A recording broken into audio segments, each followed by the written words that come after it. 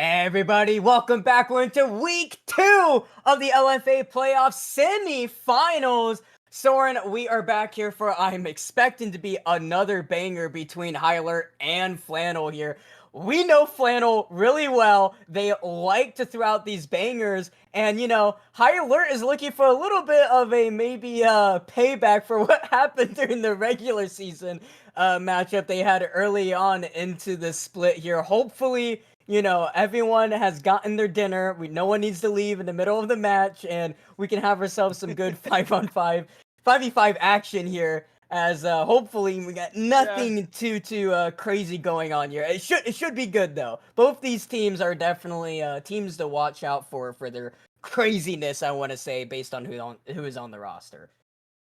yeah, absolutely. I do think we have two completely full teams, so we don't have any e-subs as far as I'm aware. So I'm expecting this to be a banger of a series, and it is kind of a tale of two different stories that are oh so similar, but also oh so different. High Alert got a lot of praise early on, and were doing super well. They were getting a lot of hype that maybe they were the best team in the split. Obviously, at that time, it was TD. TD kind of falls off a little bit, and then Final Boss really solidify their spots. So High Alert never got to that like top one, top two talk in terms of the best teams. And then you had Flannel, who consistently seemed like they should have been towards the bottom tier if you were to watch their games, but they just kept winning. So they weren't getting a lot of hype, but they also finished at the top end, actually getting the second seed, getting themselves a first round bye. And as fate have it, in one of the most chaotic rematches we're gonna see here, the second and the third seed, they were so close, only losing that spot to head to head, if I remember correctly. So that one dinner trip really did decide the makeup of the playoffs. We end up here somehow, some way. We do see the first wave of bans as we are getting a way into the pick bans, and I mean, it seems like both teams know exactly what they want to do. We see pretty frequent bans here. That Gwen, the Mordekaiser, Nautilus, all very high priority champions into the current meta. We do see that Yorick get banned away. I think, if I remember correctly, High Alert actually used that to great effect to win their game 3 in or I guess week 1 of playoffs. And apparently, Flannel were watching VODs and said, no, we don't want to deal with that. So they're going to ban that away. That Udyr and Akali, you just never want to give them over. Both are, pilot very well by their respective handlers over on High Alert. Yeah, and it's something I would totally expect to see from Quinn, their coach, to go back and really take it serious when it comes to the drafting. And we see the classic Jinx. We see a lot from Flannel. And the Trundle going to be answered over as for the R2 pickup here. A little bit of a, I would say, anti-dive and an anti-just kind of run into your face. Something like Volibear for High Alert. Volibear, very staple for the first pick. A lot of teams you see them picked up the Volibear if they maybe don't want to throw something like their ADC too early on, but we do see the Senna Hover. This is also another classic, Yeah. especially if you want to scale alongside a hyper carry like Jinx. But in general, both these teams, I feel like have such a good story going on, especially if you look at the last split with them being both bottom tier teams Yeah. for the first split of the LFA, and it was a big turn of events for both of them, coming out swinging really, and have a little bit of a toss up of their roster building here. High Alert, I will say, taking some members off from the previous Final Boss roster, who is now considered, the final boss of the split right now. But both these teams have a lot to kind of prove to Oh, show, yeah. like, okay, who kind of had the best off season from split one and who's really going to kind of take over the narrative here. And I feel like right now, High Alert with Metro specifically into this mid lane, I feel like he has a lot to improve, especially if Final Boss is going to take down TD here tonight, which I will say they are favored. I don't think that's too much of a surprise, and that will be Metro and Sinestro's old teams. So that will be a big showmanship for them to kind of come back into the finals, right? Against the team that actually, decided to not re-sign them and went a different route with their players with Jake and JDK. So it'll be a just a huge monumentous occasion for some of the High Alert members. But Flannel really just have so much to show with how much growth they've had because you've seen their games. And Oh, they I have felt them. I definitely felt them more than anything. they have been some Mostly in the form of spicy pain. games. Yeah, and they've gotten better. They've gotten better. You've They have. definitely seen the character development here. So we'll see if they keep up that main character energy and can really show the redemption arc going on here into the semifinals. Yeah, absolutely. And as we do kind of get back into the swing of the pick bands, we did see that Seraphine get locked in for High Alert. That is a flex. Obviously, for Senna, we typically see that get paired with the Tom Kench. And I feel like this is a little bit of a tease or maybe a misdirection from High Alert because that Seraphine can still go mid. It kind of puts Flannel in a position of do they want to give over possibly that really strong Tom Kench, or do they believe it? Or if they don't believe it, do they want to spend a ban to punish that Senna? So it puts Flannel into a little bit of an awkward position in terms of their second ban for this phase. It is matched by the Blitzcrank over on the side of Flannel. I think it's a fine combination with Jinx. Jinx does well with most ADCs, I would say. A little bit more tanky, hook engaged champions do really well. So Blitzcrank can definitely fill that role. The bans, if it wasn't obvious, I think the mid lane matchup might be a little important, seeing as I think the one is bugged out, so we can't see the second ban for Flannel there. But obviously, the Syndra, the Sylas, the Ari, all being banned away. Both of these teams know that in the Fearless draft.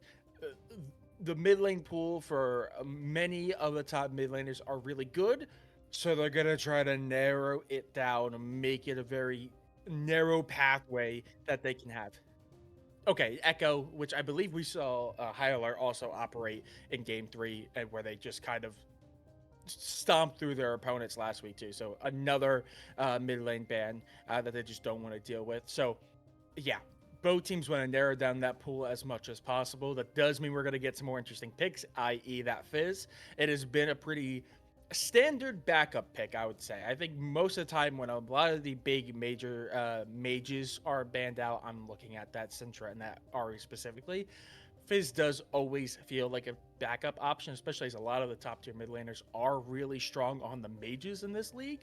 Fizz is a really good counter into that, and it does usually put the mid laners into a very difficult position on what they want to do.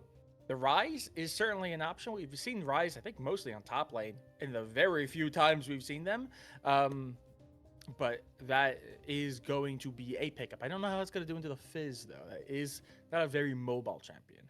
And Fizz is also one of those champions you don't see that often, but it is a big No. staple for Metro to bring this out, and it's usually one of those champions that it kind of falls along the lines of Feast or Famine, like, your favorite Nocturne.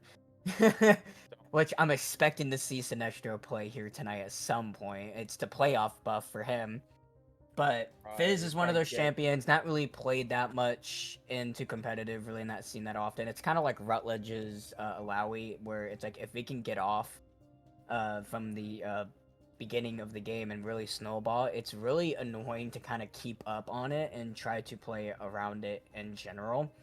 And you also have a Feast or Famine pick on your team being with the Blitzcrank, where you have to really hope these hooks are landing. Otherwise, I wouldn't say it's going to be completely useless because you do have the ultimate with destroying the shields, and you do have Set, Seraphine, and Volibear, Senna with the healing, shielding with her. Or I will say the Blitzcrank ultimate is going to get a lot of value, and seeing the Blitz be picked in the first rotation and Set still being decided as an actual option to be played here is actually quite interesting from High Alert. They're like, we don't care. See the Blitz, don't care about the shield detonation on the ultimate. We're just going to go ahead and play it off anyway.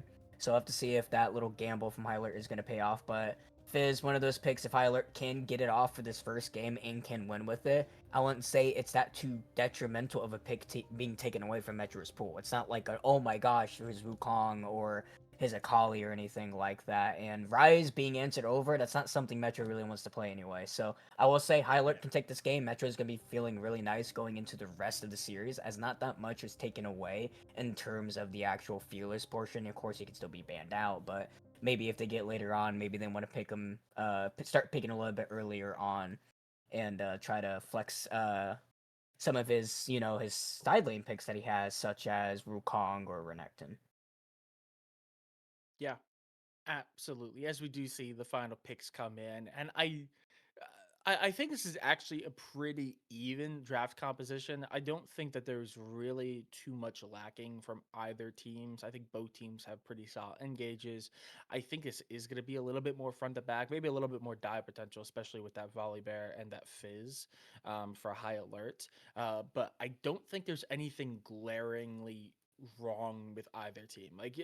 We saw, especially during group play, some teams would go heavily onto like one concept uh, oh geez, I just completely lost my train of thought. Composition, excuse me. One composition style where it's like very heavy dive, where they be very defensive, but they would lack the initiation tools, or they would have a lot of initiation tools, but not a lot of ways to counteract if they were to have to take more skirmishing fights. This, I feel like both teams are very well rounded. They have answers for each other. I wouldn't say either are explicitly insanely good at one thing or another. There's no like clear poke, there's no clear heavy dive, but they all do a little bit of everything. So I'm actually expecting this to be a little bit more of a brawl. We're going to see a little bit of everything, probably a little bit of skirmishing. I'm expecting this bot lane to be pretty long and dragged out, a lot more poke focus because of the range of that Seraphine, and also just because of how much these two ADCs want to scale. They're obviously going to want to get kills, but both are also very happy with just sitting in lane and farming up until closer to the mid game where they start coming online. I'm expecting this to be a pretty long game, honestly. I don't think either team has a clear advantage. I'm expecting this to get real juicy in the mid game, but until then, I would not be surprised if it's also a little slow getting there. Yeah, it's definitely both hyperscaling options. You got Jinx, Senna, you got the Fizz there as well for maybe a little bit of a volatile matchup going on into this mid lane. Blitzcrank, also the Feast or Famine onto the opposite side here. This is definitely has set up for being a real bloody game and a long one as well. Don't go anywhere. We're going to take it to a short break for spectator delay. We'll see you then.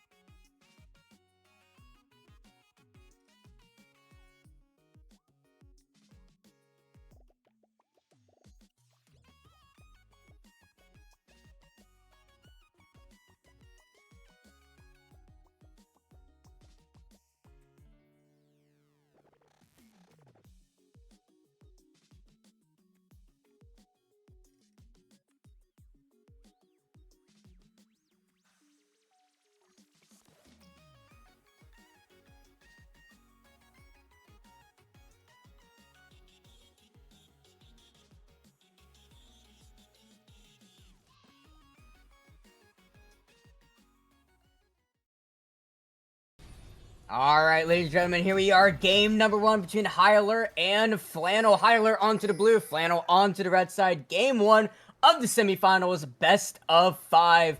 Whoever wins this series goes in and punches their tickets to the finals to face either TD or Final Boss next week.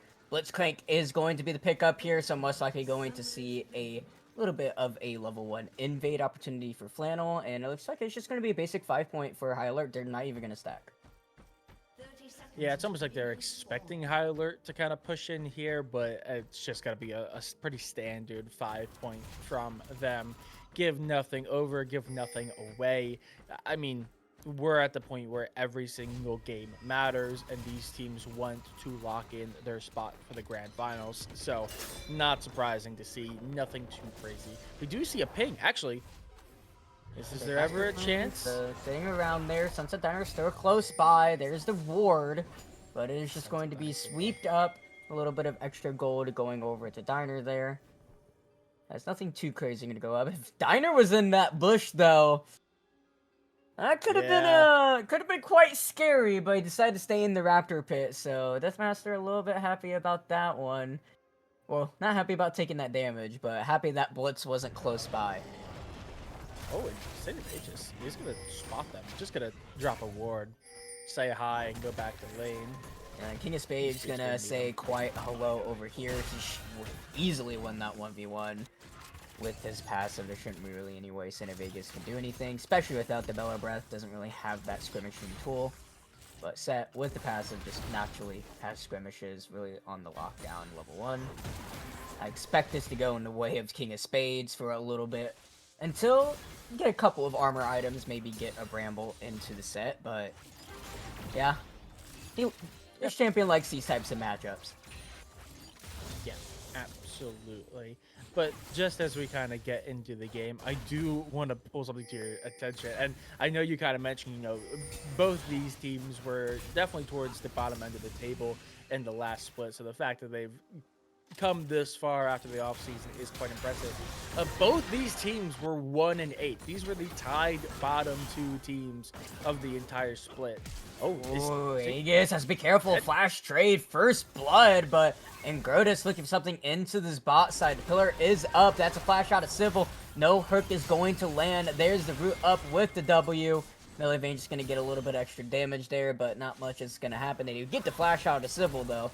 So that is a free summoner for pretty much nothing. Kano 10 taking a little bit of a bad trade there into Metro. Ingrotus still around Sunset Diner. Kind of just looking for a hook. Is going to land it up there, and that is going to be a root coming off onto the Blitz, taking a lot of damage. Diner going to be forced to flash, and Ingrotus with the flash chomp. And looking to maybe pick up this kill from another chomp, but I don't think he's going to have enough damage. Flash coming at Melee Vein. There it is. Civil able to trade that back over, but Deathmaster pwned. He was actually able to pick up the kill onto Sunset Diner. Double kill over to Civil, but Melee Vein going melee and is able to pick up a kill for himself as well. 2-1 and 0 to 2-1 and 1 for these ADCs. 10 CS to 9 CS. It is about equalizing the gold. Just a little bit of extra assist gold going over to Civil, but in general, I mean, I think both ADCs are, going to be kind of fine with that, to be honest. Considering the situation of how it's going, Jinx is going to be happy with those kills, but still, giving a kill over to this Volibear quite early and making the lane a little bit easier for Senna is definitely something High Alert is going to be feeling happy about. Yeah, and even more so is the fact that that does also put them ahead in wave. Yep, there's the pillar, going to be forced to flash. Chomp for the slow, and he's not going to have the playful trickster up quite yet. Going to fall down, and Grotus picking up that kill. Able to equalize the kills 1-1 to both his, to the jungler there. Just unfortunate timing for him to go for that trade onto Cannon. Yeah, and after that, fight down on the bot side, it is, kind of counteracted by Engrotus swinging in and getting that kill in the mid lane. Oh, just constant ganks coming out. King of Spades doesn't have flash, but there's the grip maxed out there. A lot of damage, especially into true damage. Saint of Vegas, no mana.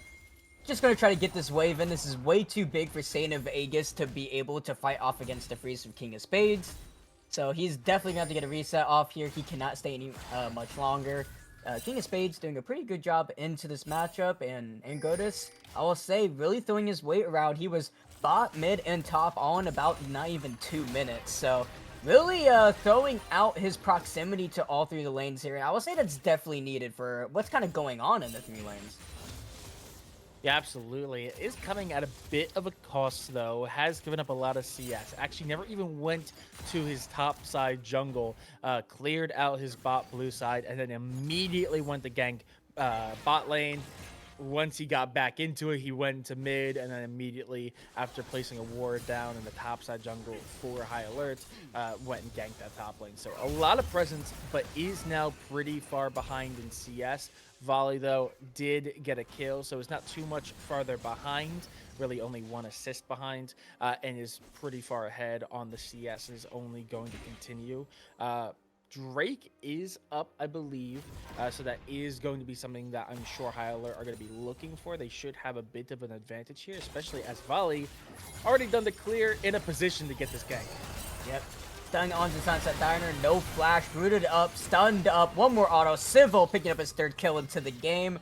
He is definitely well and truly accelerated 6 minutes in. This is not something you expect to see a Senna this early on, but definitely going to be feeling happy about that. Melee Vayne, fortunately not the target, so he's able to pick up this wave, but still, accelerating a Senna this early on into a lane that it should be kind of even for both these hyperscaling champions.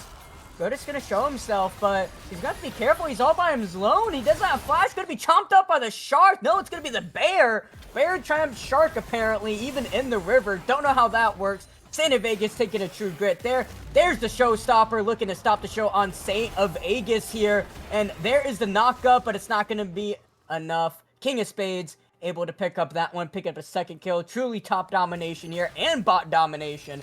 3 kills to the ADC, 2 in the jungler, 2 for the top lane here. And right now, High Alert is blowing this game open. Yeah, and that's just really good play from High Alert all around. The Volibear knows that they have the clear advantage. They know that the Drake's up, so they take that fight on the bot side. They get the one that they need. They don't overextend.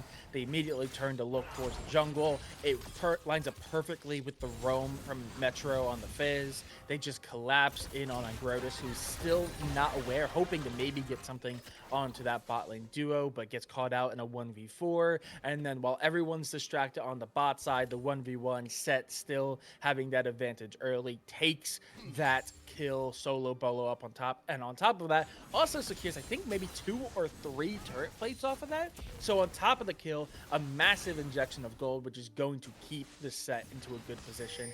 High Alert have taken the reign to this game, and they are doing pretty darn well with it. Now about 2-ish K gold lead in their favor here, as they are trying to go on Deathmaster.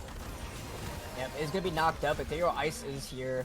And with the Seraphine showing up, you definitely don't want to go that much farther. Doesn't have the Encore, so not level 6 quite yet. And Metro, no TP up, and he is quite low. Can of 10 has been able to hold the pressure from this wave after that gank.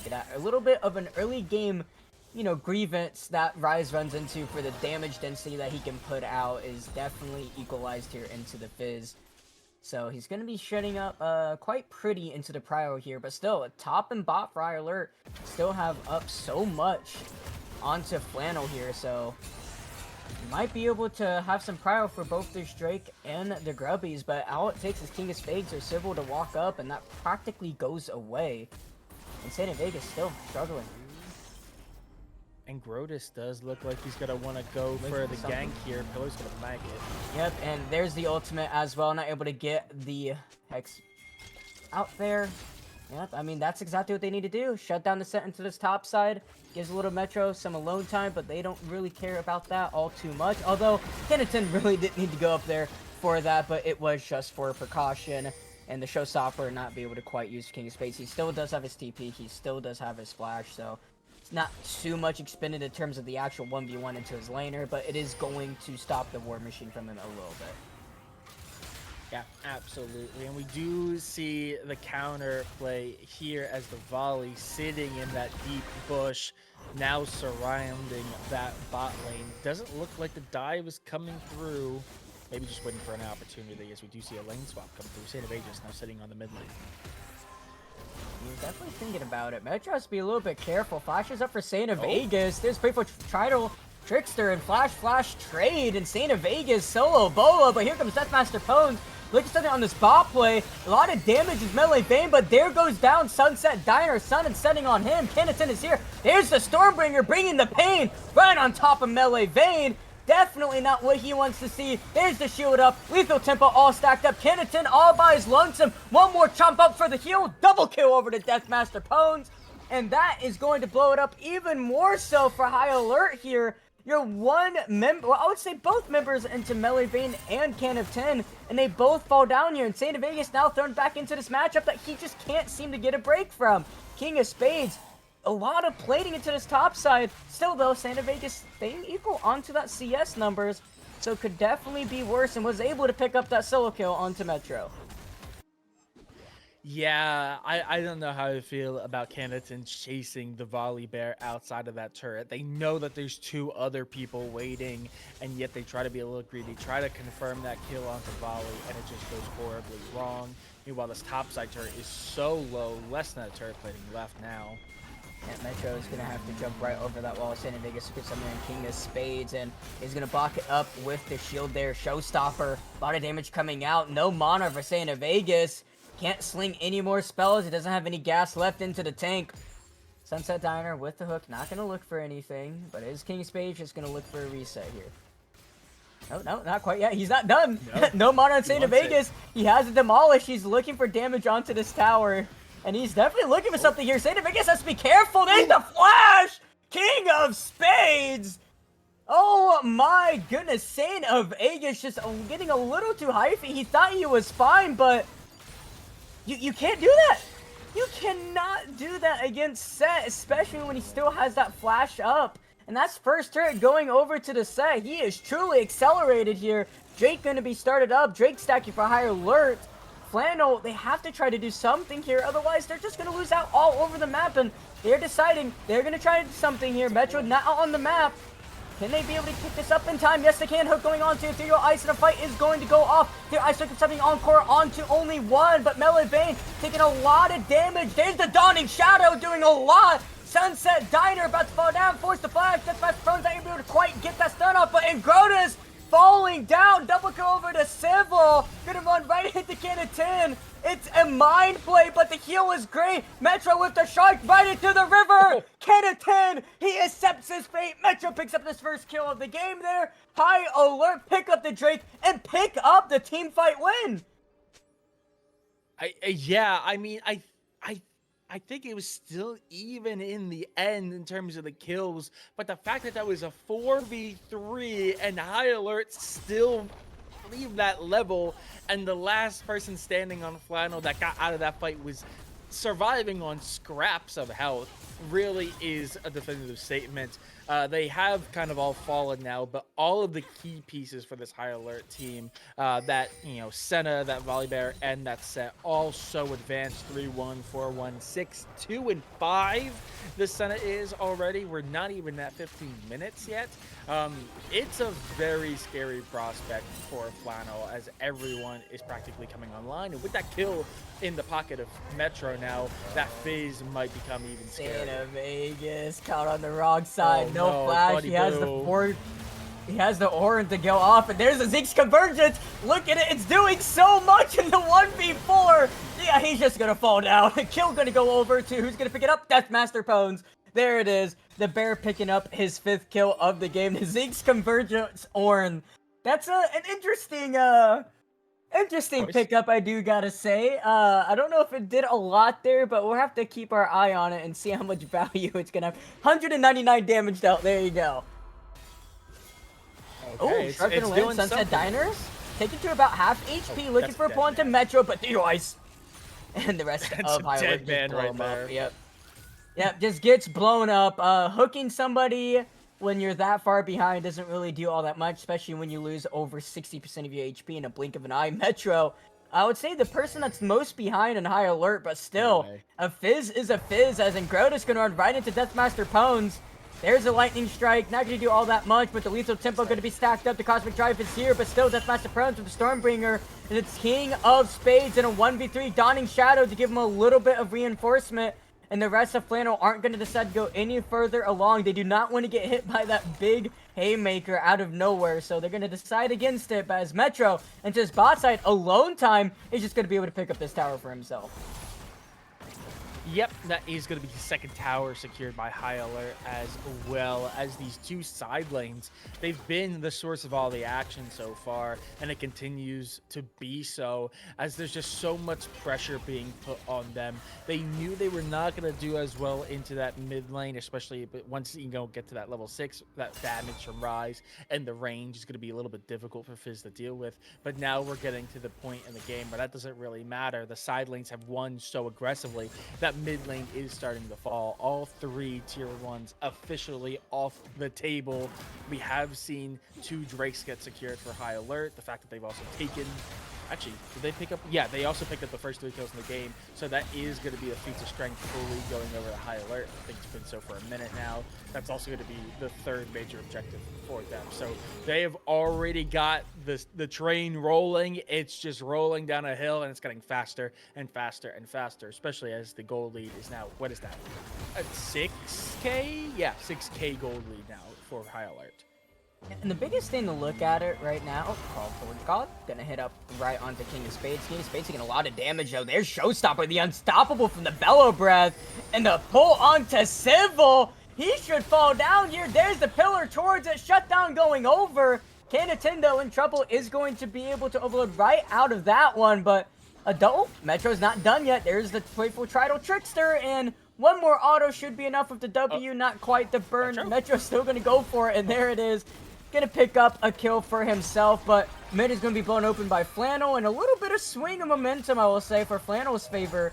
Unfortunately, Kennington does fall down, but what I was getting to earlier, a lot of the resistance being built here is armor, right? And that means so much more for Metro, playing this mage assassin that had a little bit of a rough early game. Well, that doesn't really matter, because no matter what, he has an item and a half, almost 2. That Jinx is going to get absolutely deleted. The same with that Blitz, the same with that Rise, and the same with that Trundle, right? Has armor stats, doesn't really have health stats, and with Fizz, that's definitely a lot of just burst damage coming out onto a roster that has so much to deal with burst damage on the roster, but they also have a lot of longevity into their team fights with this Seraphine and with this Senna. So in general, High Alert kind of have everything all figured out here, and Flannel want to stop this Drake stack, and this is so point for High Alert if they can pick it up. Yeah, absolutely. And we do see the dropping of Rifty, just to put a little bit of pressure onto this mid lane. It is going to be piloted. He's just walking right into the flash coming out. The knock up there. Showstopper right at the can of 10.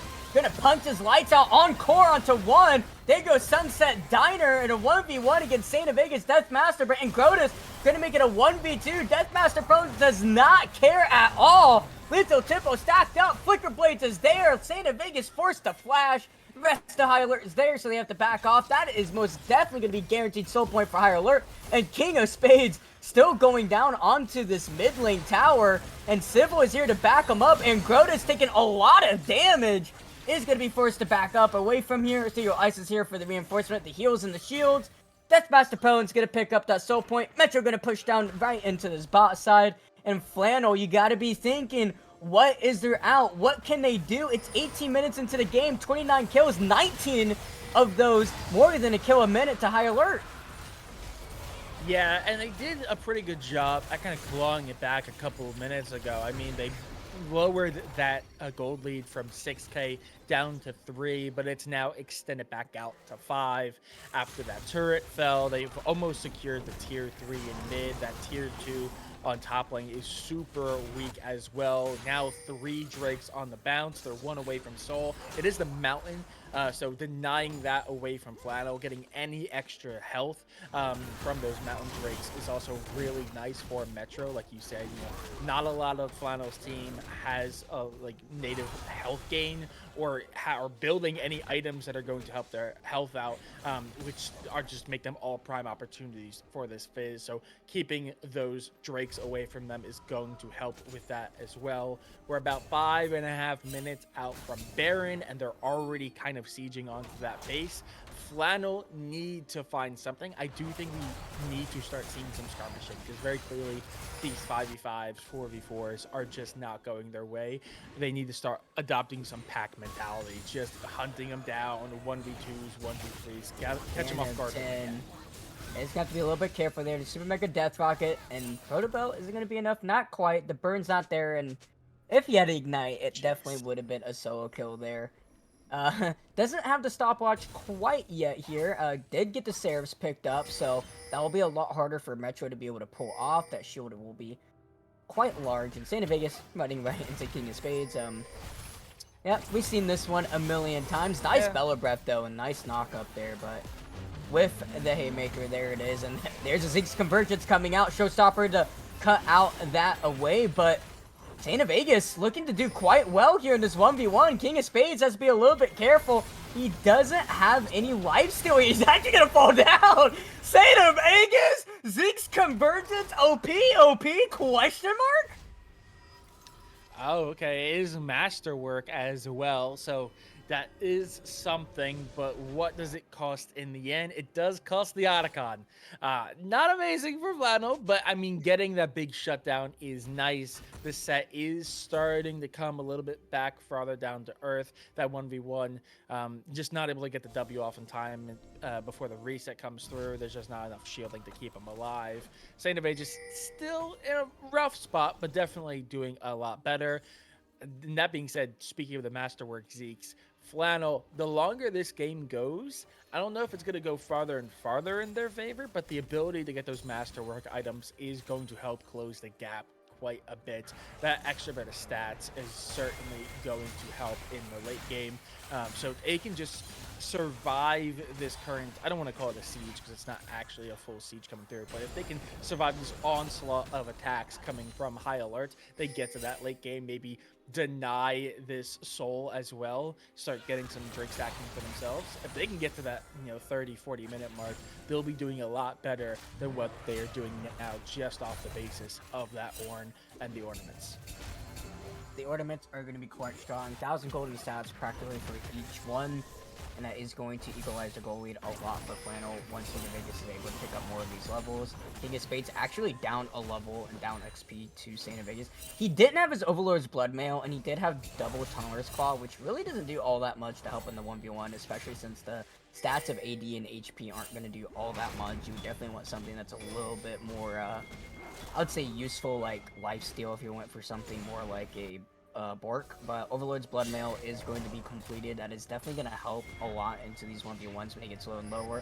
TP coming out for Cannon 10. The Shark isn't going to be enough time. Is going to be able to get out alive, but does have to expend the Summoner, and it looks like they are just going to go for this tower here. And There's a haymaker, there's a showstopper, but that's all the kit already using with the subjugation there. Even with the Dawning Shadow, I don't think it's going to be enough. He's going to be forced to flash, but the flash follow from Angrotus going to be able to pick up that one. They get the tower, they get the kill on King of Spades, and right now, looks like he is faltering a little bit.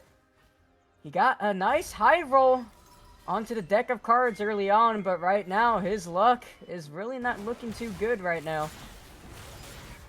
Yeah, he has kind of been the target point of Flannel's comeback. And this is exactly what I said Flannel need to do. They need to start taking skirmishes, these 2v1s, 3v1s, and it just seems like King of Spades is the clear target for that. That being said, Angrotus and, Saint of Aegis both having ornaments just mere moments ago. Angrotus's main item getting that upgrade definitely did not help King of Spades. But that being said, it is going to be a full team fight here, at least the 4v4. But we do see a TP from the face. TP coming down from the late TP from Saint of Aegis here, and I'm pretty sure nice Facebook onto 3, and that's just going to delete 2 members. Can of 10 has to be forced to run Metro right into the back line. Just absolutely snapping Melee Vane's neck there, and Saint of Aegis, the last one left alive. No ultimate, no Zeeks. He doesn't have Exodia any longer. Forced to flash away. Civil with the slow, with the static. He's gonna chase him down. A couple more autos. Barely able to live out from that one. Deathmaster Prone's picking up the last Drake here. And with that, that's gonna make this comp just that much harder to kill. Recall coming out from Metro. He's quite low on mana and HP. That should be a free inhibitor coming up for High Alert. And Flannel, it looked like it was good. It was good for them constantly picking off King of Spades here. But the late TP from Saint of Vegas, Metro getting there first, and King of Spades, amazing faceburger. I think I'm 3 members. Like, that was just excellent from him. Yeah, finding those 3 members really is the key piece, because that AoE damage from the Volley, the Senna, the Fizz, as well as the Seraphine, the moment they all get clumped up into that very tight area, it just collapses around them. They pick up all 3 practically in moments, and after that, it's just cleanup. They take that mid inhibitor, which is massive. Getting that mid inhibitor is huge for sieging potential. It's the shortest lane, so it means those super minions are going to get to the opponent's base even quicker, and constantly having that threat on mid lane is always good. They're also very close to taking that tier 2 on top side. Baron is finally up. That is something for these teams to play for. Everyone's theorize. Yeah, this is not the fight you want to go for, Diner. Yep, he's just going to fall down. Can of 10 quite low, but Metro taking up on the tower, forced to E away, but Saint of Vegas should fall down here without any issues. Baron is up. Jungler's still alive in Angrotus. No flash. Does have the blast plant. Smite is still up for Deathmasters as well. Angrotus, he is known to do these miracle smite plays. Is able to throw away that control ward. King of Spades is going to try to look to get him back over the wall, but yep, without that blast plant there, with no flash, should be guaranteed. High Alert picking up Baron, looking to wear purple with the soul on top of that. It shouldn't really be much left in the chapter for Flannel for this game. Yeah, 10k gold lead is definitely very difficult to, get back at this stage in the game. But that being said, if they can continue the skirmishing, if they can hold out on the siege, there is a lot of standing gold left to take. All tier 2s left standing for High Alert. So if they could just wait it out, obviously there's always Elder to play for. That's going to be the first one up in just under 4 minutes. But they'll have to survive this siege, which is the big question mark, because the team fighting has just been so good. You do see the shark come out. Doesn't hit though. Yeah, not gonna hit. It is gonna be subjugation from Angrotus, Deathmaster Cones. Not on the wrong side of the pillar, but they're gonna be looking for a play here. There's the Ornhorn coming out.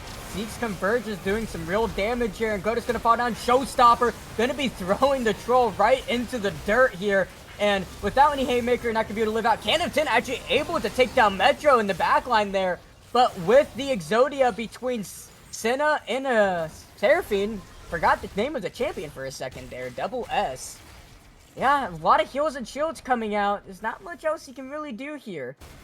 As the rest of High Alert, they're not done yet. There's no reason for them to stop here, and TPs are going to be up for both King of Spades and Metro, so when they can spawn, they can continue going on for this play, and no objectives out onto the map, so there's really no reason for them to play anything else besides maybe going towards this top side. They can still continue with this Baron, though. They still have it for a minute and a half.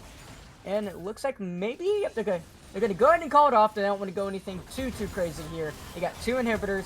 Top side still up for Flannel. 3 minutes left, or 2.5 minutes for Elder. 1 minute 15 for the Baron here. Flannel.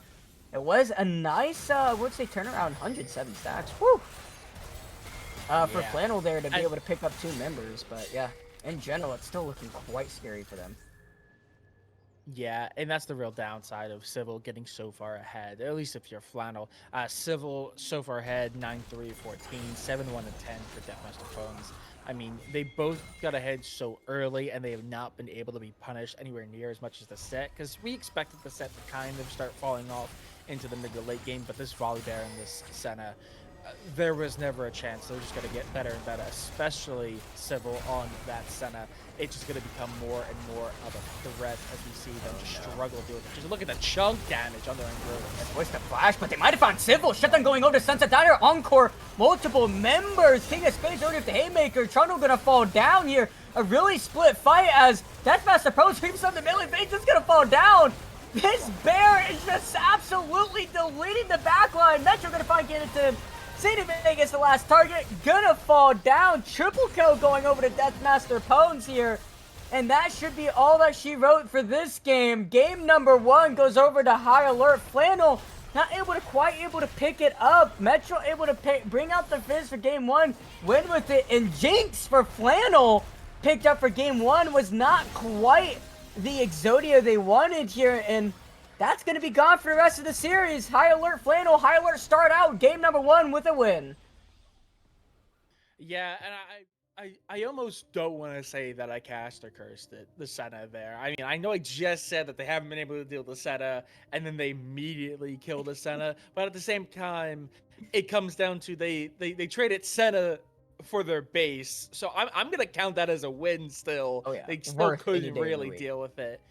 Yeah, absolutely, you take it. But that is a massive win for High Alert. I think they ended up with like 32 kills, almost as many, I think maybe even more kills than there were minutes in the game. Flannel still doing good, 15 kills. In a game that long is still a pretty good amount. However, just not able to keep up with the volume of High Alert. The skirmishing was really good, but they weren't able to get the kills that they needed. They kept putting that set down and down farther and farther away. And by the end, the set was pretty much just it was like the definition of like a D&D monk, where it's just a CC machine. Yep, stun, pull them in, just keep them locked down. Meanwhile, Civil on the Senna and Deathmaster on the volley just cleared shop in the backline. But Flannel couldn't deal with any of those actual bigger threats. And because of that, they just kept ramping and ramping. And once that Senna starts, it's really hard to get Senna to stop.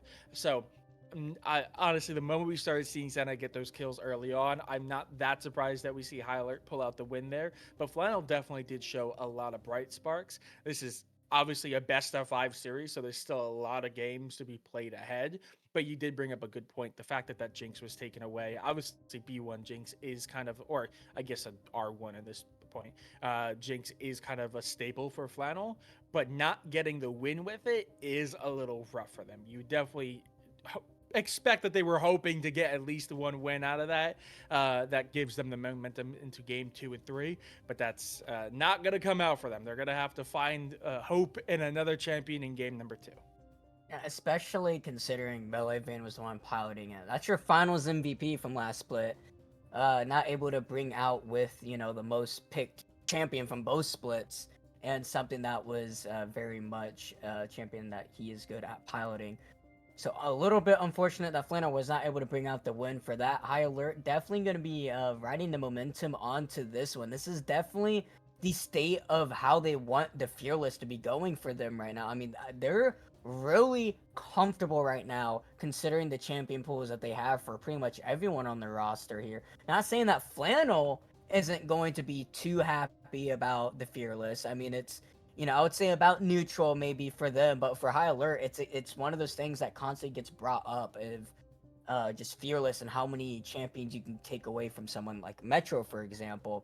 and I would say this is definitely a good spot for High Alert. But like I said, it's best of 5. There's still quite a few games to go, and Flannel still showed quite a bit of life into that game, and that was while being behind. So hopefully they can bring it out for game number 2 here and bring us to a tie 1-1. But we're gonna take a quick break before we get into game number 2. We'll see you then.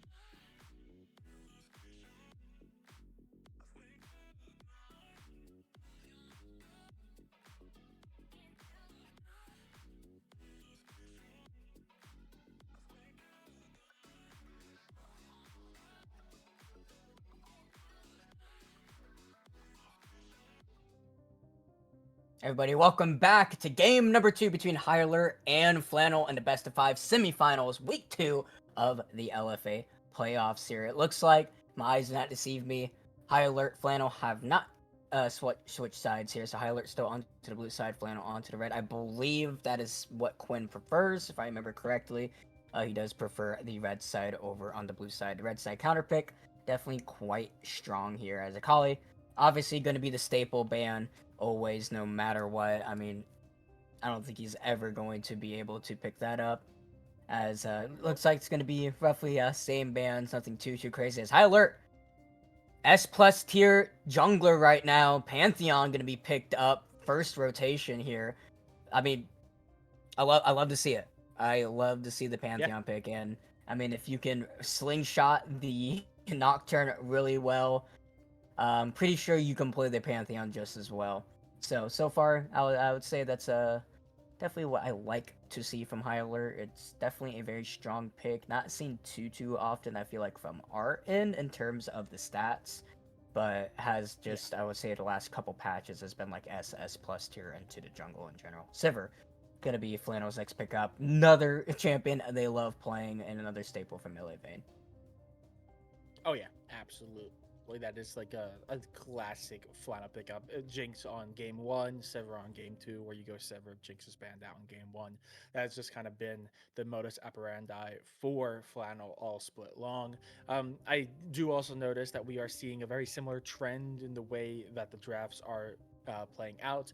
Obviously, that Pantheon jungle, that that Volibear was picked B1 last time, so a big priority towards first picking the jungle for Deathmaster Pones, then followed up by that ADC with very flexible options for the support, followed by a really strong jungler. Has been the answer for Flannel, and No. we continue to see it. There is Vayne. I feel like it's a little bit of a taunt. I doubt we're gonna get Vayne. Um, oh, we are. That's Oh awesome. my god! Oh my gosh! Yes, I'm Okay. so happy. Thank you, thank you, thank you, thank you, thank you, thank you. Vayne gameplay, Vayne gameplay. Lissandra Metro. Oh my goodness. We have a game with Melee Vayne in it, and he's not even playing Vayne. It's gonna go over to Civil instead. Vayne Gaming, let me see it. I'm so excited. Thank you, iAlert. I mean, yeah, very, very low range ADC, but incredibly high DPS ADC. It's definitely one of those champions that you can definitely get pretty hard countered on, but the fact that the Sivir's already picked up, I feel like you're not going to get punished nearly as much. So why not pull it out of the bag if you're comfortable with it? Obviously, Metro and Lissandra is nothing to scoff at either. We see that small alteration where rather than picking up the support, they know that Metro is going to continue to be pretty heavily targeted. So get them the champion that they want on that first wave. That might also mess up Excuse the me. bans starting for game number 3 as well. So that's something to look out for later. But that being said, that's a pretty solid 3 stack for High Alert. It is matched by a Renekton, and I think both you and I stand pretty firmly on don't know how we feel about a Renekton, especially a blind Renekton. That is definitely a choice, but that does give priority for that final pick into either Canatin or that would have to be Canatin. I doubt there's saving last pick for the support. So Maybe it's Renekton mid. I mean, they see Lissandra and they're like, that has to be Metro, so we're just gonna pick Renekton here. I will say I'm fine with Canterton piloting it. He I has mean, yeah, shown to be definitely one of the better players in the split. So I'm fine with Canterton piloting it if he is piloting it. Saint of Vegas? I don't know. Maybe if it wasn't for the Zeke's conversions last game, maybe I would be a little bit more confident on him piloting it instead. But it could be Canterton picking up here. They do have red side, so they can hold on to that possible flex until their final yeah. pick here. I will say, in general, picking something like Renekton into a Vayne still not something I think you want to do all that much of, but see the Why? Syndra. What? Why? What? Huh. Why are we picking the Syndra now? Why are we not picking the support and then having that Huh. blind and keeping that flex option? Unless they're gonna pull something crazy and it's like J4 support, I I don't know if I understand that one fully. As Hyler are gonna have all the pieces that they want on the board. Um, yeah, that is just going to be a Malphite into the top side. Braum, I mean, Braum is just one of the best draft champions. I know Becky says it all the time. Just really solid. Does Mm. everything that they want to do extremely well. One of the best in the game to do it. Can do very well at peel, blocking a lot of damage. Can sustain in clean. I doubt it's going to be the Teemo. I hope to God it's not the Teemo. No way, it's But that Teemo pairing and with Vayne, Vayne not in the surprised. same game. Okay, yep. Okay. Okay. Malphite and unless this is something crazy, this has to be support, right? If Flannel somehow pulls something crazy out of a hat, and this ends up not being an R5 support, okay, it's just okay. Okay, I so don't know how I it's feel about that. I don't know why you wouldn't just Sirach. swap them. I we saw this pairing. I think last time we saw Flannel, and it did actually pretty well. It wasn't terrible, at least. I'm just flabbergasted at why you don't keep that Syndra. You make them question whether or not that's a Renekton going mid or top, and you keep that final. I mean, very clearly, Hyler weren't going to pick another mid laner. So I don't know about the drafting strategy for Flannel. I think the draft is fine, um, but the strategy could maybe probably someone maybe misclicked somewhere or didn't understand the game plan. I don't know what Quinn is cooking for this game, but he's either about to win Hell's Kitchen right now, or he is going to be called an idiot sandwich. I truly don't understand where we're going with this, to be honest. It seems a little odd. It's like the Braum so much just kind of cancels out a little of what the Jarvan wants to do with this comp.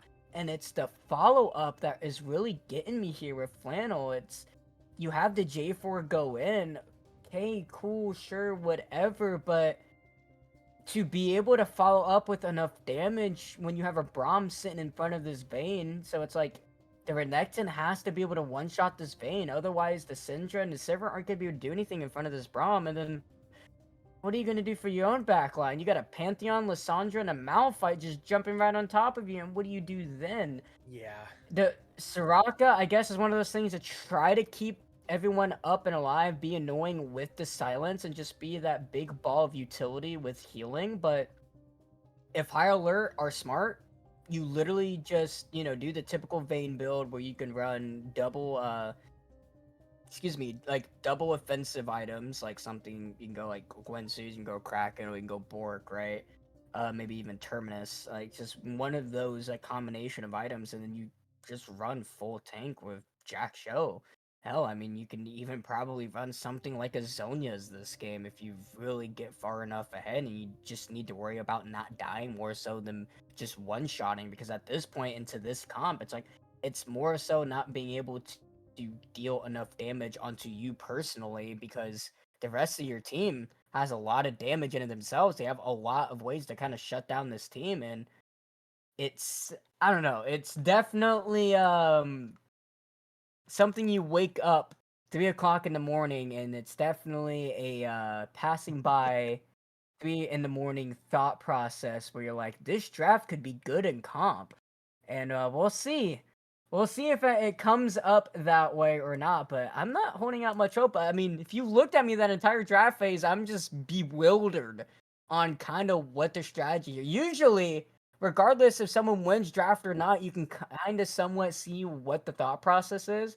But when I saw that Syndra locked in, I all reasoning went out the window for kind of how I was reading this. Yeah, and you also have to think. I mean, I too am questioning like where's the peel coming from for Flannel. Like you said, I mean that Renekton and that J4 are gonna want to dive in pretty deep, and obviously like there's the Scout of the Week that will be able to push enemies off, and the silence is gonna help with from the Soraka. But there's not a lot beyond that that's gonna keep that backline protected. And then also, I mean, looking at the Syndra, who are you supposed to burst down? I mean, that Braum, that Pantheon, and that Malphite are going to be super tanky, especially into the mid game when Syndra's starting to come online. They're going to have to figure out how to lock down the Lissandra, who staying close is going to be a death sentence, or deal with the Vayne, who is just going to eviscerate your health bar with the true damage she could do. So I too definitely struggle to see how Flannel are going to get a foothold into this game.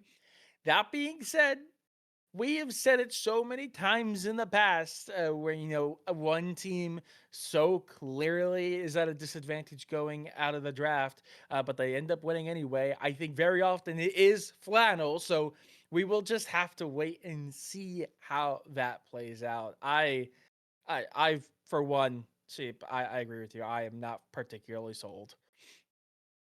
Yeah, not really still on the comp as well, but cast a cursor all the time to the opposite team. We'll see if Flannel can pull up in a 1-1 and tie the series, or if High Alert are going to send us straight into match point. Give us a few minutes for spectator delay, and we'll see you then.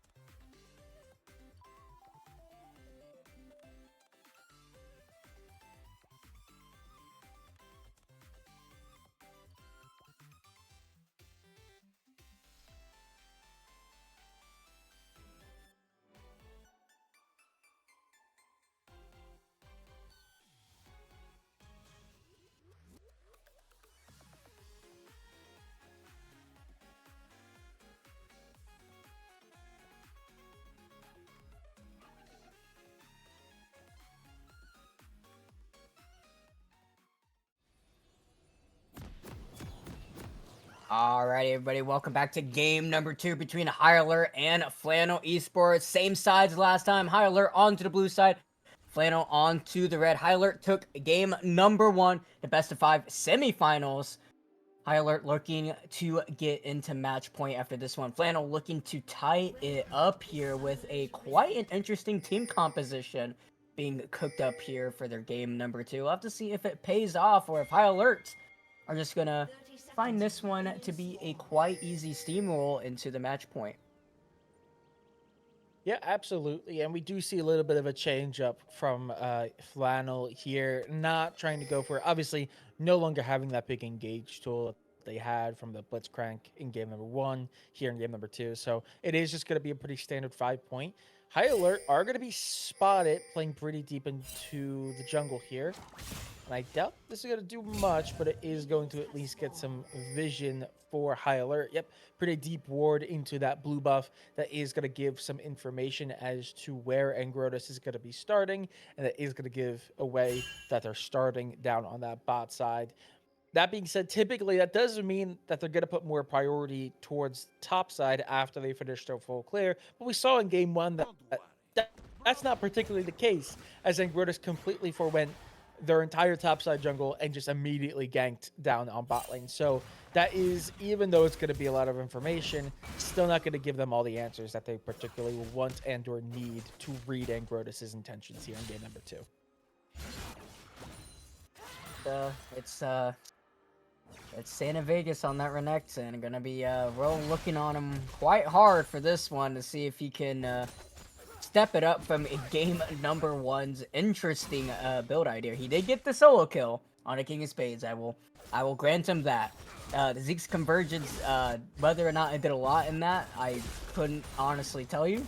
But he got the solo kill. He did get the solo kill.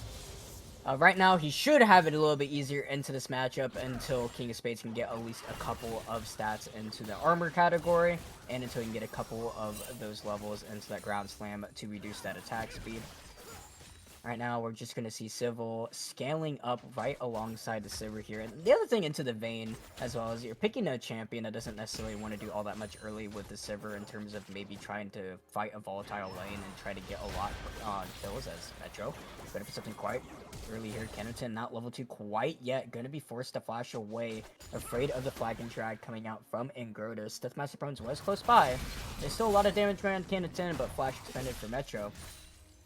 But yeah, Vayne gonna be fine scaling alongside the Sivir. Sivir shouldn't have all that much kill threat, especially with the Braum, so Sivir gonna be feeling real happy about that, to not really have to worry about having too much kill threat on him. But we'll have to see. Yeah, we actually see a bit of an interesting position here. Oh, yeah, okay. Okay. Blink and I miss it. I honestly was not expecting that to be a little bit of a solo kill. Nice Fury, honestly, management from Santa Vegas there. That was perfect.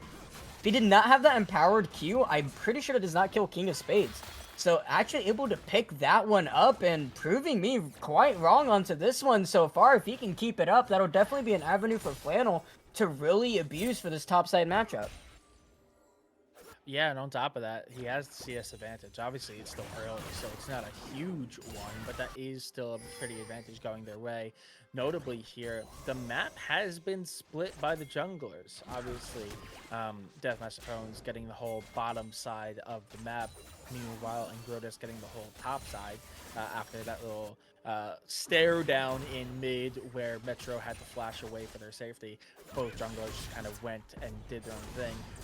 Notably, though, Wolves still up for Deathmaster, was not secured by Angrotus, so a little bit of advantage possibly there. Oh no, is the raid going to be coming out from the top side? Angrotus is going to spot them. Coming out, Deathmaster is here. It is the flash up from Melee. Vayne going to be slowed up. Gonna throw the spell shield early, but Deathmaster Bones holding on. Nice silence coming out. One more auto through your ice. Not quite the person you wanted on, but still a kill is a kill nonetheless, and you still kill the ADC. And King of Spades going to be jumped on, and Grotus not going to flag a drag quite yet. Stun not going to come out in Santa Vegas. Wasn't up on CD quite yet.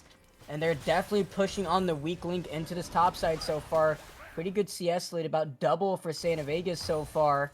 Keep this up, and this is going to be a perfect moment. But still, King of Spades, once he hits that level 6, when these team fights happen, it is definitely going to be a lot easier for him to throw his weight around in these team fights compared to Santa Vegas. So he's going to have to keep in mind for that and really make sure he can play these side lanes perfectly. Yeah, and Grotus was actually sitting up there trying to get a recall back, but seeing as the ADC fell for his team on bot side, they tried to capitalize and do something on top. But King of Spades staying alive there is huge. It does mean that levels out the kills 1-to-1. Neither team now having the advantage for the feats of strength. That being said, first Drake is up. It looks like it's the Infernal Drake, so the Infernal Soul not going to be in play for this game. One of the better Drakes and better souls to have, so I think both teams, I don't think are going to be horribly disappointed, but it's definitely one of the better ones. Level 6 up, Dominus going to be used without the Unstoppable from King of Spades. Flash from Santa Vegas, flash auto, and there's the Q, another solo bolo. Santa Vegas up 2-0. Gets this wave in, no TP on King of Spades either. That's going to be quite huge, and he can just constantly keep on doing this, winning out in the side lane. This is what you want to see with this pick.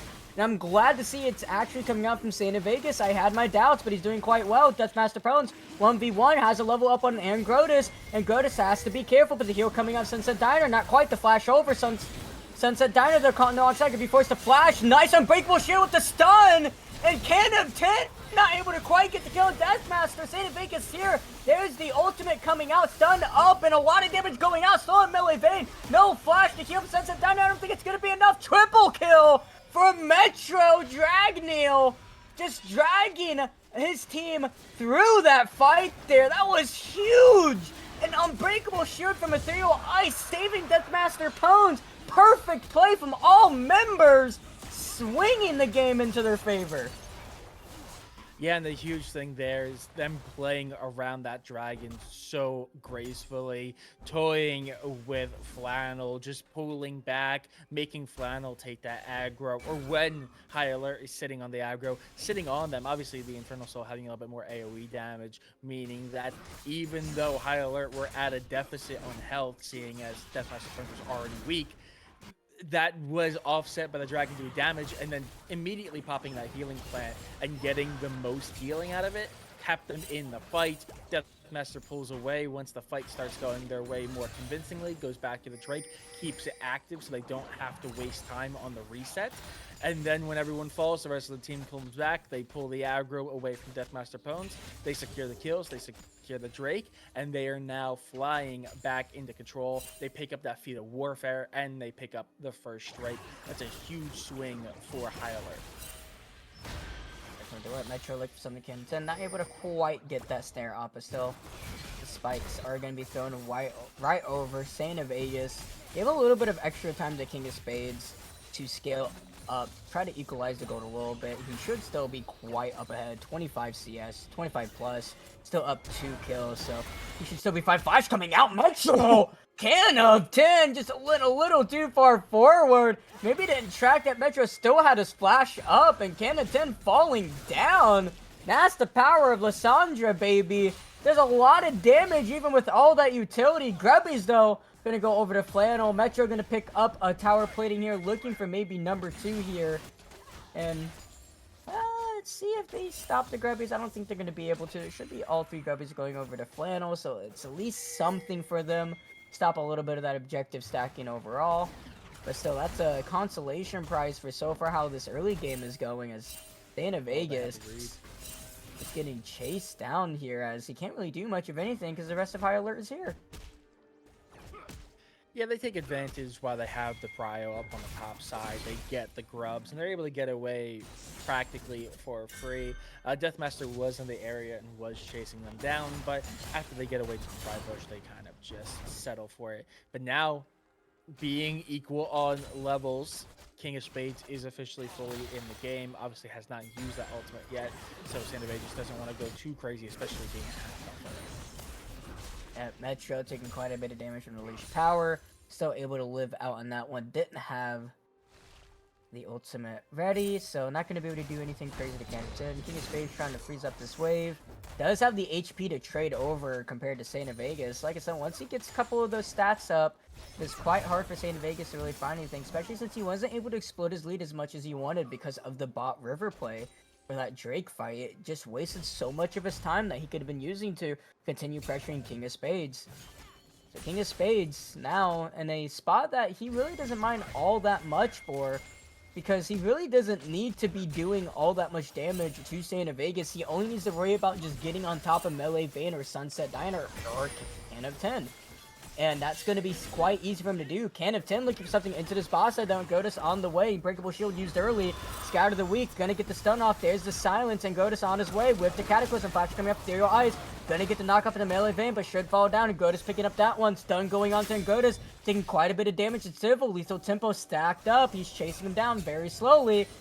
They shouldn't be able to go onto him quite yet. He has both his summons with his ultimate. Final hour is ready. Deathmaster Pones also showed up here, ready to look for something. He's gonna go for it, gonna be seen onto the ward. There's the final hour.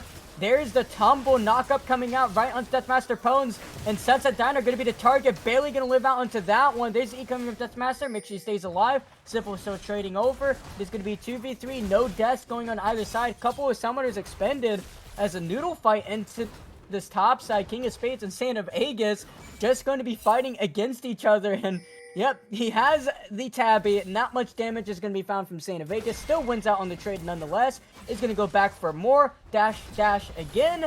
And it is just going to be, again, a trade between both the laners. Santa Vegas with the sustain, though, should win out long term. Yeah, and down on that bot side, we do actually really see the danger that Civil has on this thing. The amount of damage that they can just melt through. Careful. Forced a flash, yeah. Okay. He was afraid of Metro's ultimate.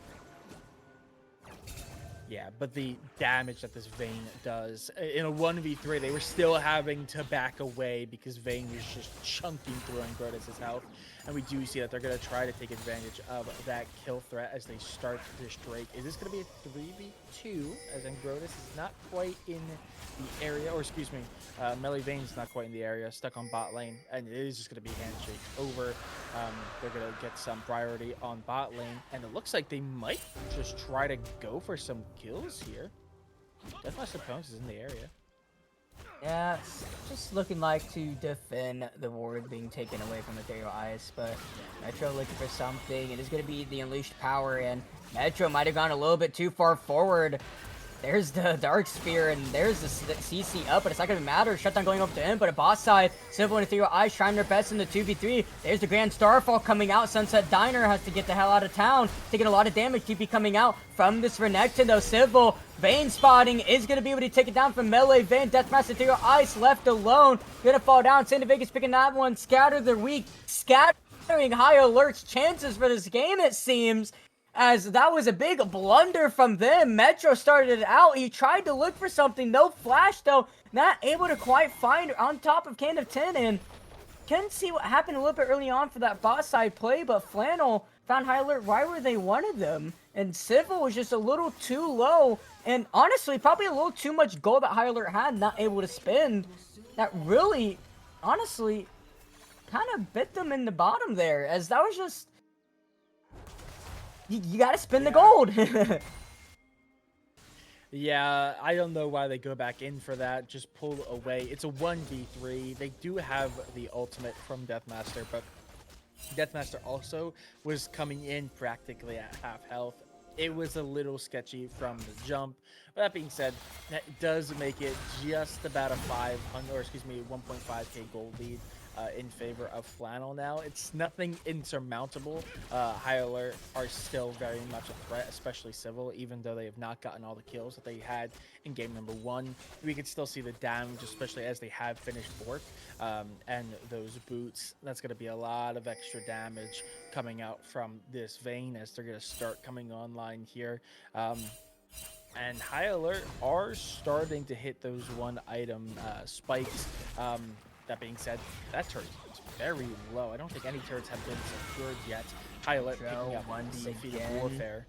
Gonna be forced to use as well, and that just sets up for the Darkseer and the Force of Power, and yep, gonna be forced to flash, and Can of 10 picking it up, the Blackfire Torch, burning him down. Metro throwing away his lead. He's just not able to quite find what he can on Can of 10 anymore. He's maybe trying a little bit too hard. Flag and drag right onto Deathmaster Pwnz. It's gonna be get knocked up, Scout of the Week, stun, nice see coming up Deathmaster Pwnz, and King of Spades is here to see if they can't find a Traco over to Angrotis, and they were able to find it. Santa Vegas taking a lot of damage, and King of Spades, no MR against Can of 10, flashing out of Santa Vegas, maybe a little ambitious there. They get a trade over to Angrotis, but Deathmaster still falls down, and Flannel able to pick up a 2-for-1.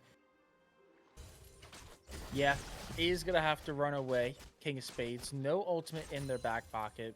They are going to just have to let Santa Fe just get back under their turret. Not going to be a reset for them, but King of Spades having to go back, taking a lot of that damage. Most of it will be healed by the Croc. Next Drake is up in about a minute and a half, so that's going to be something both teams want to play for. Flannel, for the first time really this game, should have the lead, about a 2k gold lead now into their favor. Obviously, still two Drakes down. It is going to be the Ocean Soul to play for. Yep, Civil's looking for something there. That's going to be Bork stealing some of that Mimic Speed away, forcing the flash from Melee Vayne. Huge right before this objective fight coming up in about a minute. And Shelly should be just going over to High Alert, and no flash on your ADC. When you have a dive comp like High Alerts, that's going to be quite scary. And Grotus missing the flag and drag, no final hour. There's the Condemn, doing quite a bit of damage here. Can he pick up the kill onto Grotus? The heals is huge. And Grotus be forced away. Melee Vayne, no flash, no ultimate, still has the barrier. Not going to use it though. Can of 10 is here, but that's still a 1-for-1 for 4 members expended. Yeah, and Grotus has to run away. Meanwhile, Shelly was taken up on the top side. They're going to drop it on mid. I think that's going to be first turret going over. And it doesn't really even matter. That's the 3rd major objective for them to take there. So that is going to be the feats of strength going over to High Alert, plus that mid-tier 1. It is going to come at the cost of the mid-tier 1 down the bot side. But all in all, that should balance out the playing field a little bit. Still gold difference in the hands of Flannel, but a lot of weak turrets for the side of Flannel as well. So that's a lot of standing gold that High Alert might be able to play around for, especially as they start playing for priority down for this Drake. That Drake coming up. And there is Deathmaster Pose something in Can of 10. That's a lot of damage. He has a Sundered Sky. Nice Scout of the Week, but a Smite coming out. Deathmaster Prone's not quite done looking for it. Can of 10, though. Gonna be forced to reset. He does have TP, so that's not all that bad. Deathmaster Pone's already here. Did have to expend the ultimate. Did have to use Smite, but a Smite should be up, hopefully, for this Smite fight coming up here. Still no flash from Melee Vayne, though, so he's going to have to be quite careful. Sunset Diner taken to about a 5th HP.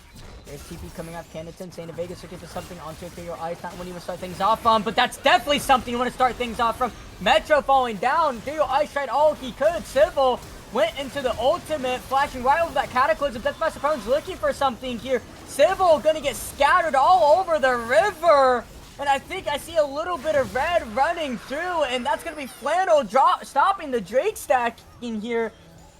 As Metro, again, getting caught out by that Scout of the Week, getting stunned out, and just absolutely one-tapped here. He cannot be getting caught out like that, because he wasn't even part of that fight at all. He literally didn't get really any abilities off. He didn't even get his ultimate off. Actually, he didn't have his ultimate up regardless. Deathmaster forced to flash. Grotus taking a couple of tower shots. Has to be a little bit careful. Deathmaster looking for something. Gonna find it. Melee Vayne the next target. And there it is. Double kill. Oh my. Standing a little too close to the sun there. And definitely got burned as Deathmaster Pones. Picking up a quick free 2 kills there. Yeah, that's going to be nice. Yeah, Metro not really having an impact in that last fight, getting immediately caught out. Hasn't done much since we saw them get that triple kill early on. Definitely would like to see a little bit more pressure from them.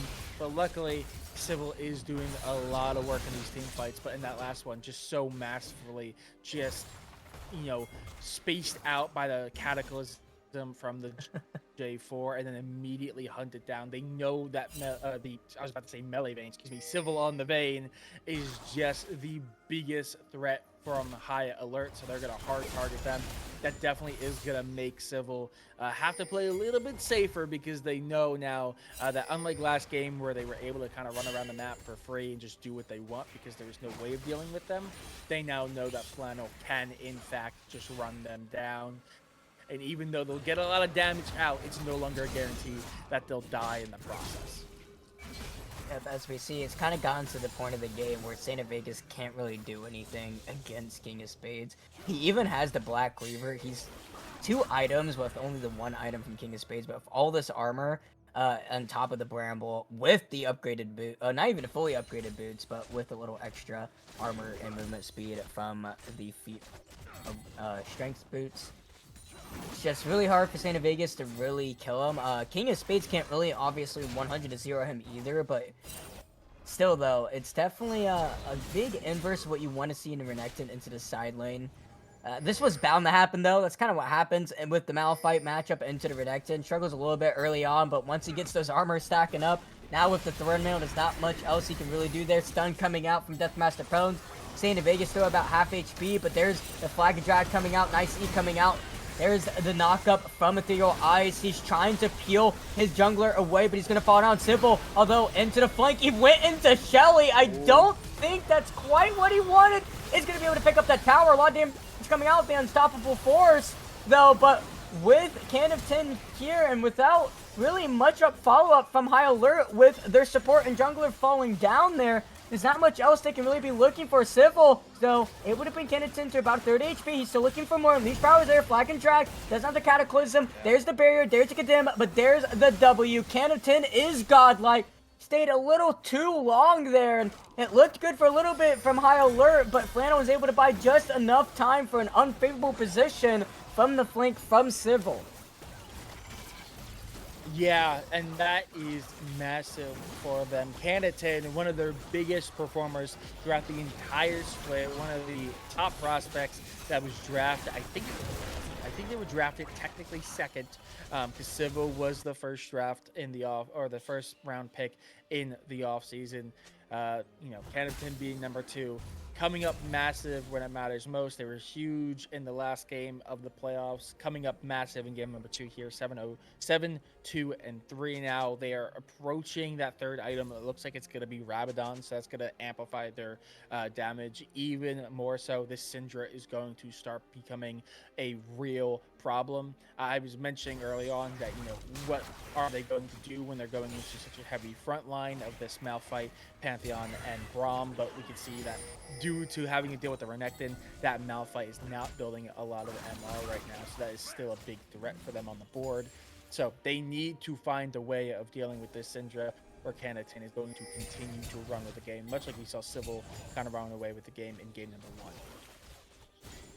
Yeah, it's just High Alert isn't really playing to their comp strengths right now. There is the final hour coming out. Flash coming out from LA Vayne. He was not taking the chance onto that one. So free summoner from the ADC.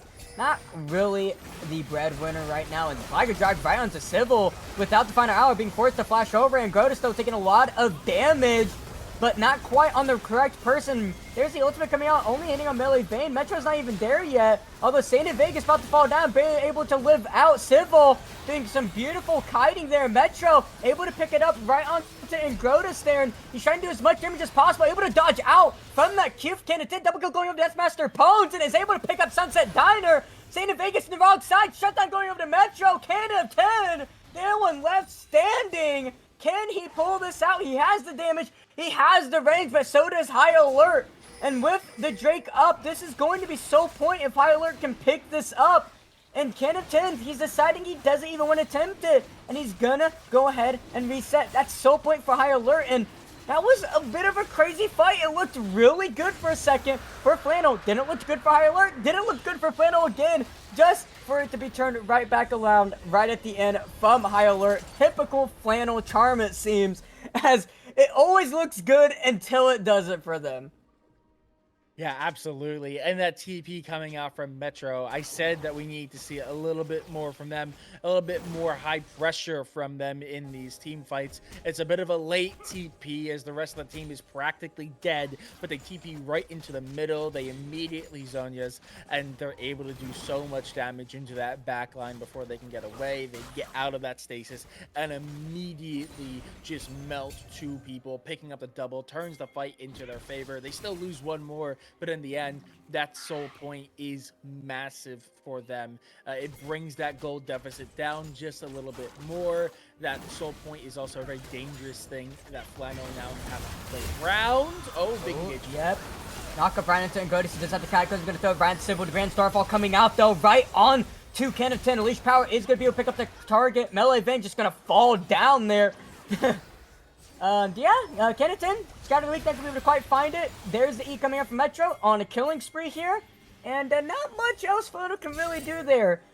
Melee Vayne just got the true ADC experience there as, he was facing a Braum in a complete, just monstrous of a mountain there that has Sunfire Thornmail, upgraded boots for Tabbies, and the Warden's Mail. Not really much you can really do against that, especially as Sivir. There's still quite a few low health bars, and Can of 10 is still up. And that's Saint Vegas going right into Ethereal Ice. There it is, Can of 10 without the ultimate. The nice scatter the weak onto 2. Deathmaster with a well-planned E, but... that is going to be a shutdown going over to Metro, but triple kill to Saint Vegas. Nice turnaround for Metro there, but still, Saint Vegas getting a nice gold infusion from those 3 kills.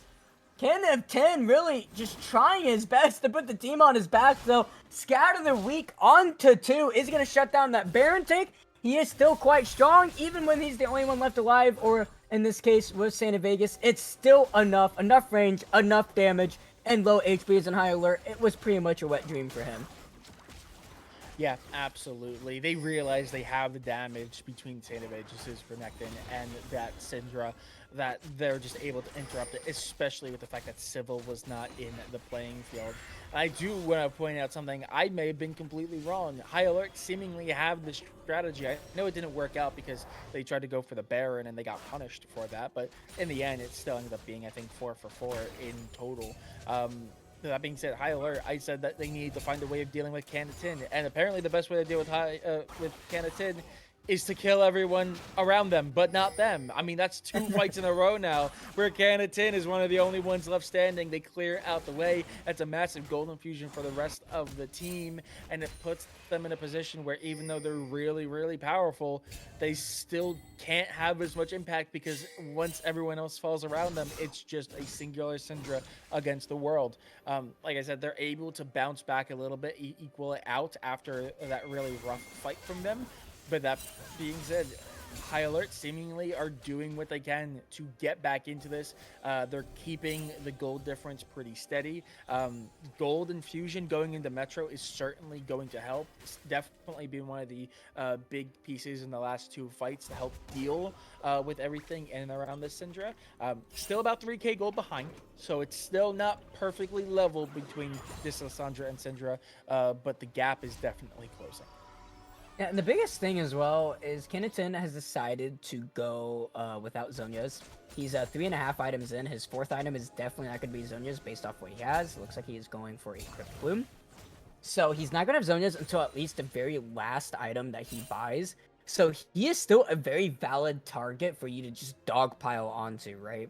And there's not much you can really do. He does have Flash coming up here in the next few seconds, so he's going to have that up. Civil also has his Flash up and ready to go.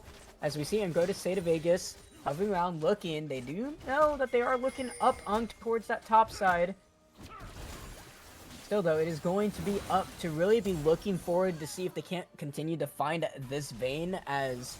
Or maybe even catch out Metro again as like they were doing in the beginning.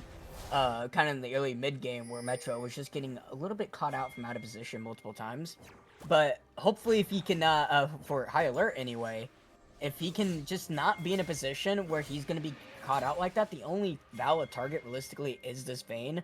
But with 3 items, with Flash, with Barrier, with the invisibility as well, it is going to be quite hard to do that. Stun coming out, that's a lot of damage going on Santa Vegas, Cataclysm to the backside. And it's going to be Angrodish just keeping him in there as long as possible. King of Spades in the middle of 4. Flash Scream and Deathmaster prone, Santa Vegas going to fall down. King of Spades is there, falling down as well. Nice Scout of the Week and knock-up coming out. That is going to be Jarvan, though falling, but it's not going to matter. Triple kill from Melee Vayne. The Ricochet doing so much.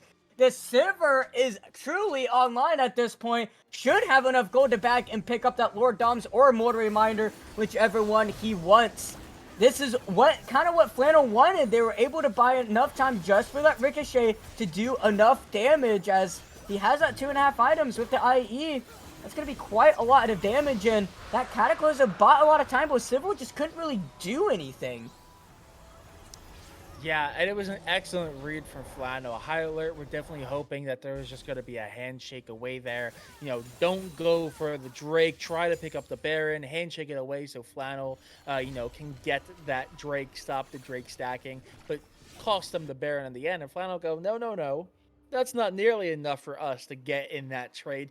If you want that Baron, we're just not going to let you take that Baron. So they take that fight. They know they have the advantage. And then that cluster up, while it was really solid, especially for Metro, it just ends up not going their way, as, like you said, that Ricochet damage just comes online. I think finally IE was built right before that last fight. They do end up picking up the Lord Dom, so that's 3 items now for the Sivir. That Sivir is going to be scary from this point forward, but even still, before then, that Ricochet damage was absolutely insane, and they all just stood so close together.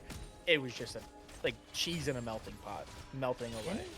Kinnington still does have Flash, but still no Zhonya's. I mean, I feel like he's kind of getting away with murder right now. Like, you have this comp that does so well into diving, and you aren't just pressing your buttons on Can of 10.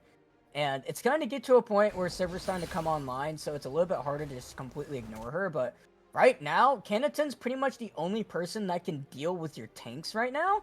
Because, I mean, look at the build that King of Spades has. It's just pretty much full armor. He does have a little bit of that MR being built up now. As Santa Vegas gonna use the Dominus, taking a lot of damage from that tower though. I don't think this is what he wants at all. Taking quite low, is gonna try to find something onto King of Spades. A little bit lucky the tower didn't get a couple more shots off there. It could have been quite scary. That is going to be both ultimates expended. Grotus still looking for something, though. He should just fall down here, though. There's the Blast Man, and there he is, right next to Baron, too. TP coming up from this Renekton. They're looking for something. Oh, no! Sunset Diner! Betrayal! Double kill over to Civil. I think I've seen that one before. Double lift and Ole. It's always the support, the sacrificial lamb. Who did it? Who was the one that hit it? No healing, no jungler. This is not a good look for Flannel as High Alert are looking for this Baron. Flannel are going to have to try something. No dominance up for Santa Vegas. Although looking for something onto Metro. He's going to go right over with the E. Nice ultimate coming out. Can of 10 already at half HP. Civil flashing forward. Couple more autos able to find it. And this stun coming out, peeling the Vayne beautifully. Deathmaster able to pick up that one. Melee Vayne, the only one left alive. Civil able to just flash right onto Can of 10. Without his ultimate, he can't really have that no outplay button, even with just all of these items, and damage that he has. And with the Verdant Barrier being picked up, he's still going to not decide to go with the Zonias here. Don't think if that's the correct play, but I'm not the one playing. And High Alert wearing purple, they're gonna have that for the soul coming up here in about a minute and a half. And that was just beautifully well done. Well, I don't even say what I say beautifully.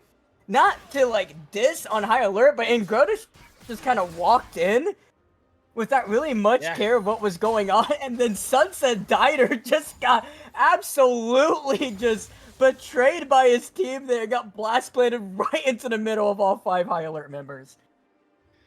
Yeah, the thing is that it actually seemed like maybe even a bit of deja vu for Flannel. They were in a down position. They were not in a great spot, but they had all their big damage still in place. Saint of Ages, that Renekton, the Syndra, and the Sivir all up. So they go and they try to maybe influence that take, maybe catch him off guard, expecting High Alert to do what they did last time, which is stay on that Baron. But they learn from their mistakes, and High Alert say, no, no, no. If you're going to push into us, it's a 5v3 right now. We're just going to take that fight. They have Sybil run down Can of 10. Nothing they can do. Meanwhile, the Renekton's getting killed in mid lane. It leaves just, that Sivir to get away. And in the end, that means the Baron is secured. They're going to have it for this next Drake fight. They're going to siege on top of it, get the prio down on this bot side. And the gold lead is now back within 1,000. Just a couple of hundred now. It was at one point a 7K gold lead, 8K gold lead, now down to a couple hundred. Yep, Baron stuff for another minute 18, 10 seconds onto the Soul Drake. Sunset Diner, ooh, Metro showing a little bit of patience there as Ingrodish taking a lot of damage. Knockup coming out onto 3, and that's just going to be all 4 members being stunned up by Metro. And there's the backline with Deathmaster Pones. Ghost found down. Santa Vegas to be forced to flash away.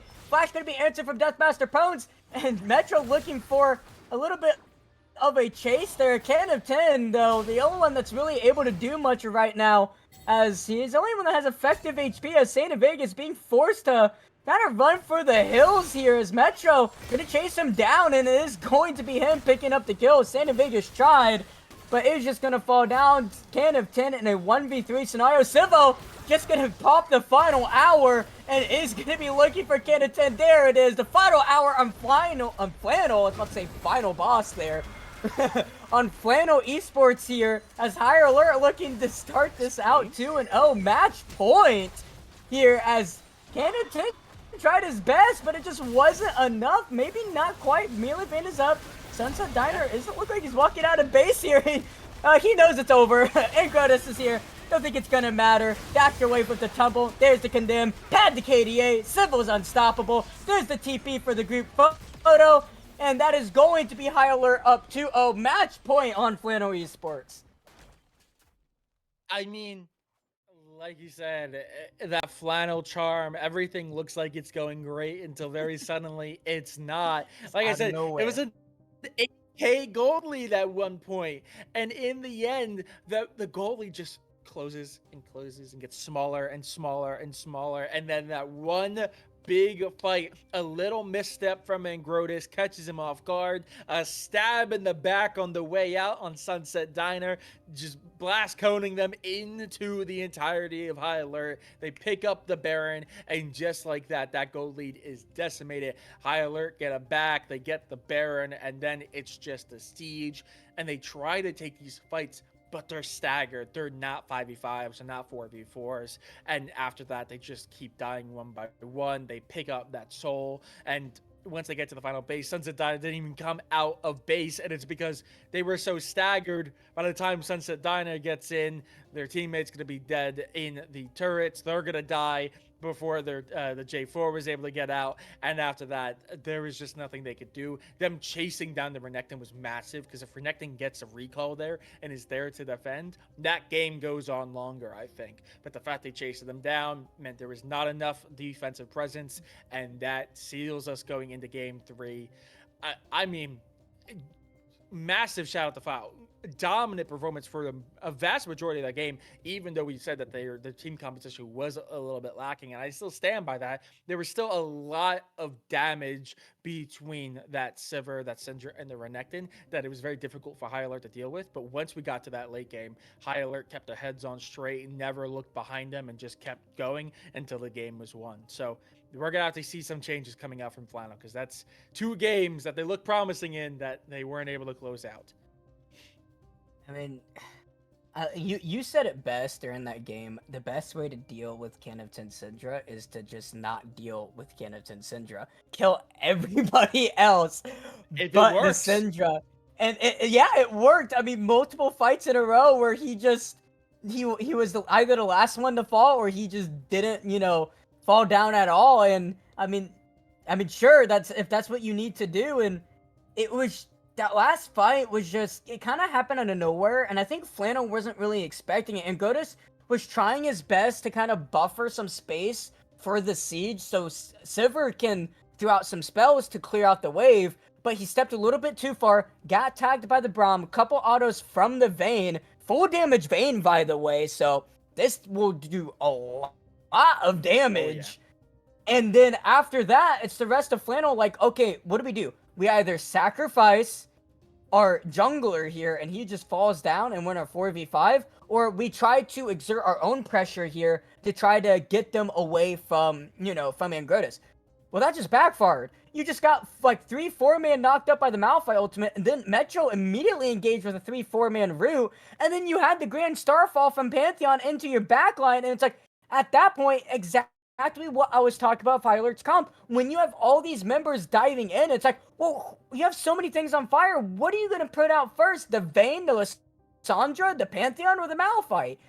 It's just there's so many things that Flannel have to do when these fights go off exactly how High Alert want it, that they just do not have enough fire extinguishers for. They just don't have enough ways to deal with what High Alert, want to do in their team fighting composition. And we saw that a couple times, and especially in that last team fight where, if High Alert play to their strengths, Flannel can't do anything. And the reason why Flannel were able to have so much priority and were able to be up that game was because they were able to completely shut down High Alert's play style on what they wanted of that composition. So good on to them. There is one more game that could be left here to play if High Alert can close it out here on match point. Flannel are looking for a reverse sweep here. A little bit of Flannel charm coming into that game too. Hopefully third time's a charm for them as they look to trail the series into a 1-2 fashion, looking to start up the reverse sweep. Do not go anywhere as High Alert and Flannel Esports coming up. Game number 3. See you then.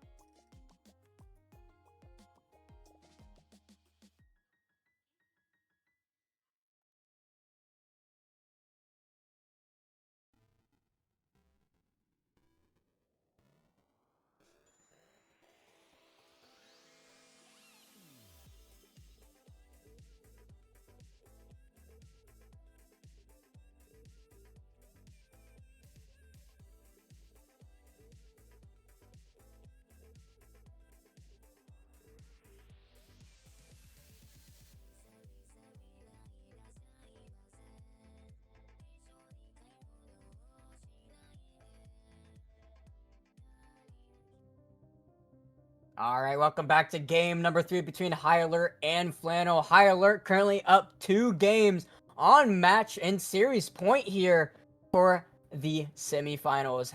Week 2 playoffs for the LFA. High Alert again onto the blue side, Flannel onto the red side. Quinn is not giving up this red side no matter what. He really is cooking with these drafts here. We'll see if he's able to trail it up 1-2 and start the look for the reverse sweep here. If High Alert can knock out their brothers in arms from last split into the semifinals and looking to possibly, I want to say, most likely play Final Boss into the finals here. Anything could happen though. Both these series from Final Boss and this one here from High Alert and Flannel could completely shift. We may be able to see a reverse sweep on both ends. Wouldn't that be crazy? But so far, we will have to see. Both bands of both sides going to be looking quite similar. MF going to be Okay. the first pick here. A little bit of adaptation. High Alert not going to pick their jungler in their first pick here. It is going to be their ADC. Locking up and picking that away, I would say, in general, for a comfort pick, you would say, for Flannel's side, for not even just for a specific team, but just the champion itself, and for Oh yeah. the state that ADC is in. MF is just Yeah. always a nice and easy blindable champion, no matter what. Yeah, she is, I think, the clear number two in the ADC spot, and she's by far the most comfortable. You can kind of pair her with anything. She's kind of like Jinx in that regard. Jinx, I think, typically does prefer an enchanter, but you could pair Jinx with pretty much anyone. Misfortune really does just get the advantage from any type of support. We do see the Tristana match from Flannel. That is a flex. We saw how well the flex went in the game number 2 draft, so we'll have to wait and see if that remains one. Um, but you'd imagine, especially with the Rel, that is actually a pretty good combination. Pretty good engage coming out of that Rel as well. A lot of dive potential with that bot lane, a lot of pressure coming out from that bot lane as well. You'd imagine that probably sticks together. But yeah, no, a couple adaptations already. I am interested to see if High Alert are going to pick up a mid laner for Metro. Obviously, the pool is getting a little bit smaller. We had mentioned, okay, what I was saying I can be love paired with this. anyone. I Janna love was the genre pick not. here.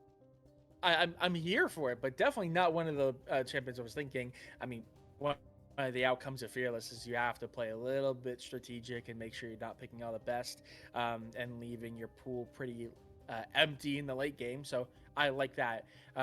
But we were talking in between games about how the pool for Metro is getting a little bit small.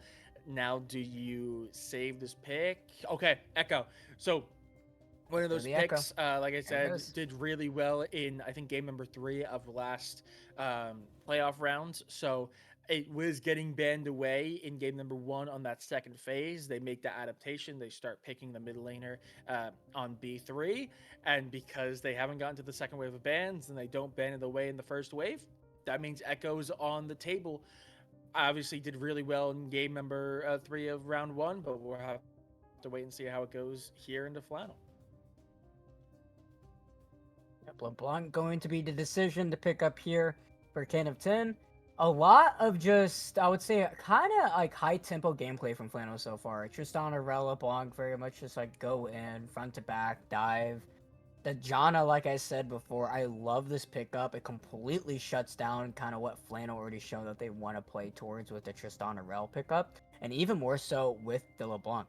I mean, this is like perfect peeling so far for High Alert for the MF, and I would say relatively good setup if Ethereal Ice can actually play towards this Janna pick and combine it well with the MF, and you can throw those tornadoes and make it actually, I would say, more of a hopefully not a detriment to his team, because Janna is just one of those champions where it's like if you cannot play this champion correctly, it can be way more detriment to your team than can actually help. Oh, Nocturne going to be banned away, so Soren, you're going to be quite happy about that one. Sinestro not going to be able to pick that up for High Alert. Unfortunate. I'll I take always that. like seeing the Nocturne. I think it's fun. You obviously really don't care for the champion all that much. I'm haunted. I'm haunted, especially from Deathmaster Poems. I can't be wrong The for like the playoff buff fifth for him, time. though. I know, but God, I can't continue. I would have to root for it, but it's in my bones that I can't. It doesn't make sense. But that's besides the point. That's a me issue, not a game issue. We do see a lot of junglers get target banned away. Meanwhile, I was gonna say Zyra. Zyra is a pick into the jungle in the current meta, so that is going to be a pick in itself. So obviously, both jungles being on hand, that pool is going to be a little bit shortened. But I don't think there's actually too many, actually real meta picks being banned out here. A lot more comfort. We have seen high alert. Actually, is it high alert or has it been Flannel? Wukong. Okay. The Wukong pickup for Flannel. Hecarim looks like to be the hover for high alert. I actually think Flannel have been the ones piloting the Hecarim recently, so maybe a swap. There it is. Metro I known think a I've little seen bit more for that Deathmaster opponents on Wukong. it a couple of times. I think it is a comfort You, pick for him. I might be Cho'Gath wrong can there, round and that out with might be that a pick for topside. Deathmaster. Yeah, I know one of them is known for picking up the Hecarim every once in a while. I thought it was Flannel. It could be Deathmaster though. We do see the Wukong as well. For that pick there, that Helmet Bro pick. Fortunately, Helmet Bro not a champion. It would be quite interesting to see what that kit would be. But in general, it's very one dimensional, and even more with the Kled pickup. It's even more one dimensional for Flannel. It is literally just go, go, and go. A bunch of dashes, bunch of just straight up engage. And I mean, I will say that's a composition that does tend to do well into MF specifically. But with the rest of what High Alert has, with the Janna, with the Echo, Hecarim, and Cho'Gath, I mean, these are champions that really don't mind all that much if you play just into them. They have so much tools into their kit to kind of be able to use the advantage of what you think you have with having a lot of utility dashes and engage against you. So in general, High Alert, I would say, definitely have better tools against the composition that Flannel has. But Flannel's composition is way more one-dimensional, very easy to execute, and doesn't really need all that much setup, I want to say, to really get a lot of value. Obviously, if you have perfect setup, the value is astronomical, but you don't need absolute perfect setup compared to High Alert's composition, especially with the MF Janna into the spot side. I will say, obviously, LeBlanc being the sole AP dealer here, and the AP being more of a burst mage. This is a little bit less onto, I want to say, Lissandra, where she does require a little bit more setup when it comes to her damage. She doesn't have good consistent damage and longevity when it comes to team fights that are drawn out, especially compared to Echo that has tools in his kit and the cooldowns to be able to survive in these team fights a little bit longer. But Canopton has been stepping up a lot in these games, and I would not be Oh surprised if yeah. he's going to be another practitioner for Flannel to be looking to draw this out for a trail and to get their one game in to hopefully look for a reverse sweep. LeBlanc is a champion that does give a lot of agency to a specific player, and with the skill ceiling that Kennington has, I would say this is a playground for him to be able to really flex his muscles and hopefully carry Flannel to a victory. Yeah, absolutely. But that being said, they are going into the Echo, who I think, well, not early on, especially in later, if they can isolate a fight and go in onto this Lissandra, completely wrong champion, LeBlanc, if they can actually find a combo onto her, I think they can pretty much just blow her up. Which, if they could do that pretty consistently, I mean, this matchup in mid lane is one of the big ones to watch out for. I mean, Canaton and Metro are two of the best mid laners in the entire game. It does feel like watching a chess match between them very often. So if this Echo can get their hands onto the LeBlanc, I could see LeBlanc really struggling to get into the game. But if Canaton can master this LeBlanc and just keep out of the way of the Echo, find the value where they need, I could definitely see that. I do agree. I think the path to victory for Flannel here is a lot simpler. They have very clear intentions on what they want to do.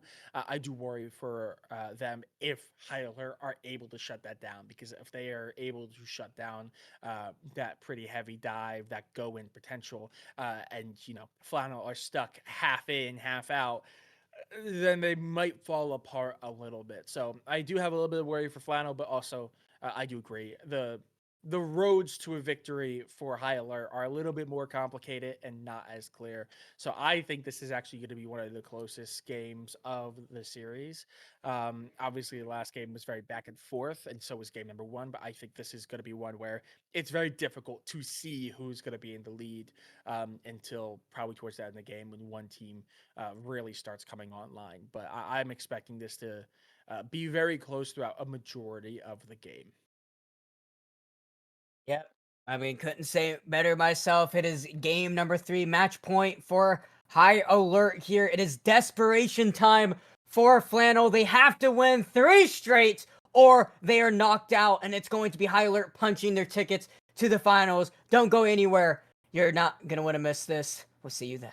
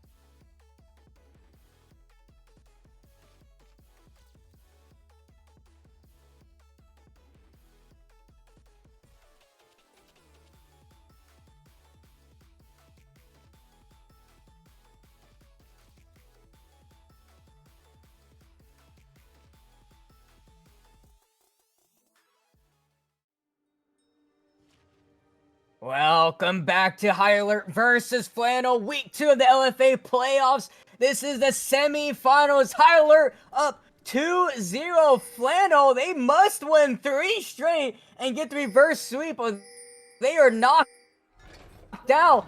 This is the do or die desperation time for Flannel Esports. High Alert are running off a high for the last 2 games. They really had no business, I want to say, winning the last game when they were down over 8k gold. But the classic Flannel charm just could not resist to reveal itself, and High Alert was able to pick it up here. Flannel going for something very cookie cutter, very typical, just front back dive, team fight, engage, go, go, go. High Alert with a lot of peel, with a lot of utility. And we see a little bit of good spirits here. Metro and Grotus, just a little bit of a dance-off here, as Deathmaster Pone's gonna walk forward, gonna throw away the dance-off. Deathmaster Pones, how could you? Oh no! Why would you? You harshed the DM. vibe. You harshed the vibe. That's it. This But goes into game 4. -1 ban to High Alert just for that. absolutely. Typing up the message that being right said, now. it is gonna be 5 points across the board. Yet another game where honestly neither team wants to give up anything, so they're not gonna risk anything.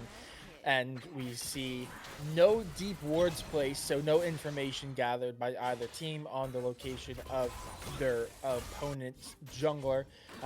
That being said, it does look like it's going to be opposite side starts. Red side for Wukong, blue side, or excuse me, the opposing red side for the Hecarim. That being said, much like last game, Ingrotus did start out game number 1, only doing half the clear and then going and ganking the close lane. So we'll have to wait and see if that's the possibility. But I imagine with how this clear is shaping out, probably not. They're probably going to be going for a full clear rather than an early gank. Hecarim is, I believe, a little bit ahead, going for a little bit of a different style of clear, clearing out the good buff just now. But they're just absolutely duking out on top side. I was expecting a wet noodle fight, but I finally, I was looking at the map that entire time, and I finally looked up and just see them both at almost a quarter of their health. They were just going at it. Yeah, Santa Vegas just really utilizing the extra health bar he has there. King of Spades doing a good job trading out a lot for the HP, but still is going to be down a little bit when it comes to him getting back on Skarl. Though he can pick up this minion wave here, see how much he can to hopefully equalize the CS a little bit. He's only down a couple there, not too bad. But yeah, like you're saying, it's going to be a split map for both of these junglers. Deathmaster pointing towards top side and Grotus pointing towards his bot side. King of Spades has to be careful though, going to be forced to flash! First blood going over to Santa Vegas once again. Metro gonna pop the passive from Can of Tin, and Grotus is here. He's got to be a little bit careful. He's gonna go for it. There's the autos are gonna be enough. Barely the potion keeping Can of Tin alive. That is gonna be the flash from Can of Tin as Deathmaster Pone's looking for something behind to Saint of Aegis. Saint of Aegis greedy on that recall. Gonna get knocked down. Deathmaster Pone's picking up that one. As Metro, like I said, picking up the flash from Can of Tin, didn't have to expand his zone barely. King of Spades gonna be chuckling a little bit as he sees Santa Vegas die to the most unfortunate way possible. We've all done it, just recalling. It's a bit too greedy there as there's a jump coming up, and there's the stun, a couple more autos for the explosive charge. There it is. Rocket jump is gonna be up once again. Melee Ving decide against it, doesn't want to go too far forward, knows the barrier is still up. Even within Grotus here, they are going to take that flash and the exhaust away from Ethereal Ice, and they're going to be happy with that trade nonetheless. Yep, bringing it 1-1, making it level on the feats of strength. King of Spades in a very similar position as they were in game number 2. Definitely starting out on the weaker end. Definitely were maybe a little bit treated well with game number 1 with how far ahead they were able to play. Early. Have to be careful. This rocket jump going in. He does have the barrier, but no flash. Melee Vayne able to pick up that one. Rocket jump forcing the flash away from Ethereal Ice. Nice vision play there. Just bush cheesing there. I mean, typical for this matchup with the Tristana and the Rao. Civil and Ethereal Ice getting a little bit complacent there. Nice freeze though to make sure Civil doesn't lose too much. So though, Flannel, that is what they need to be looking for. Every small inch they can get, realistically, to kind of give themselves any type of lead here. As King of Spades definitely not want to give up that cannon, is low on mana and is down a level from Santa Vegas here. He's going to have to be a little bit careful here as tower dive is quite easy for Kled, and he is quite low. He's gonna go for it. He does have the ultimate there, and a couple more autos. There's the shotgun to the head. Saint of Aegis gonna fall down, but no damage dealt. It is going to be an execute worth any day of the week. Got the wave under as well. Up 2 kills to nothing to King of Spades. Yeah, that's huge. That is going to be massive. That's also the feats of strength secured. As Death as opposed to just chasing Sunset Diner down the river into mid lane. Canatin not really in a position to help. As finally, Angrotus is just going to be making their presence known, which is going to deter that fight from happening. I did just realize the amount of clones that are going to be on this rift is Metro, crazy. no Oh, ultimate, Metro. no chrono break. He's gonna be able to just throw his E out. Should be fine. Time Winder slow and Gerda still looking for something though. Isn't gonna be able to get anything. King of Spades. Yeah, it's Tunneler Longsword over double cloth armor. Not going to be able to 100 to 0 him quite yet with double cloth armor, but still not much good to do. First shake should go over. There it is, the high alert. Although Deathmaster is going to have to find a way to get out of here. Flash coming forward, body slam forward, melee finger have to get out, rocket jump to safety. Civil about to fall down. There goes Ethereal Ice, and it can be a triple kill for Angrotus. Are they going to donate it over to Can of 10? There's the barrier! Almost able to pick it up onto Can of 10. Civil, playing a little bit out of his mind here, is going to be able to almost pick up that one. King of Spades, though, about to fall down. One more auto. Saint of Vegas be able to pick up his 3rd kill here. And Flannel up 6 kills in 7 minutes here. 7 kills in total, a kill a minute here. And this is what Flannel needs. A big momentum shift early on into the game. Let's just hope they don't throw away this lead. Yeah, I mean, this is huge for them. The kills that they have been able to secure. It is still very early, so even though that's a really big difference in kills, the goal is not too crazy. But for being only 7 minutes into a game, about a 2.5k gold lead is pretty substantial. So High Alert definitely going to need to have some means of coming back in. It is been very heavily off the back of that pressure from that bot side, keeping Civil down in a way, not being able to get ahead. Does have a bit of a CS lead, but besides that, has just been struggling to sustain in lane. Canatin also on this LeBlanc has been keeping Metro down. All of the lanes right now are going really well for Flannel, and even though Angrotus hasn't been able to find, I don't think, as crazy of ganks. Obviously, Deathmaster Punk has been doing pretty good on the gank and keeping them in the fight. And Groda, I think, has been doing a little... Oh. Ooh. Okay. Yep, the Mimic coming out. Canatin thought he had enough damage. It was quite close, but Flash coming out from Metro. Maybe a little bit too far forward. He should have just committed for it. Getting a little too greedy. I mean, we see this all the time from Metro. He just... fall short in very silly ways, and that's just another time we see it as Canatin picking up just about a free kill there, as what probably could have just been a 1-for-1 if Metro just committed for it. Yeah, a little bit of a misplay. Yet another kill that goes the way of Flannel. I think King of Spades be a little bit follow careful. The here chomp soon. coming out. One more auto. Ethereal Ice in some trouble here as explosive charge is there. There's the buckshot, but it's not going to be enough. The exhaust saving Ethereal Ice, but King of Spades, he may have not gotten a stack, but he got the solo bolo, and you take that any day of the week when you're down 3 kills.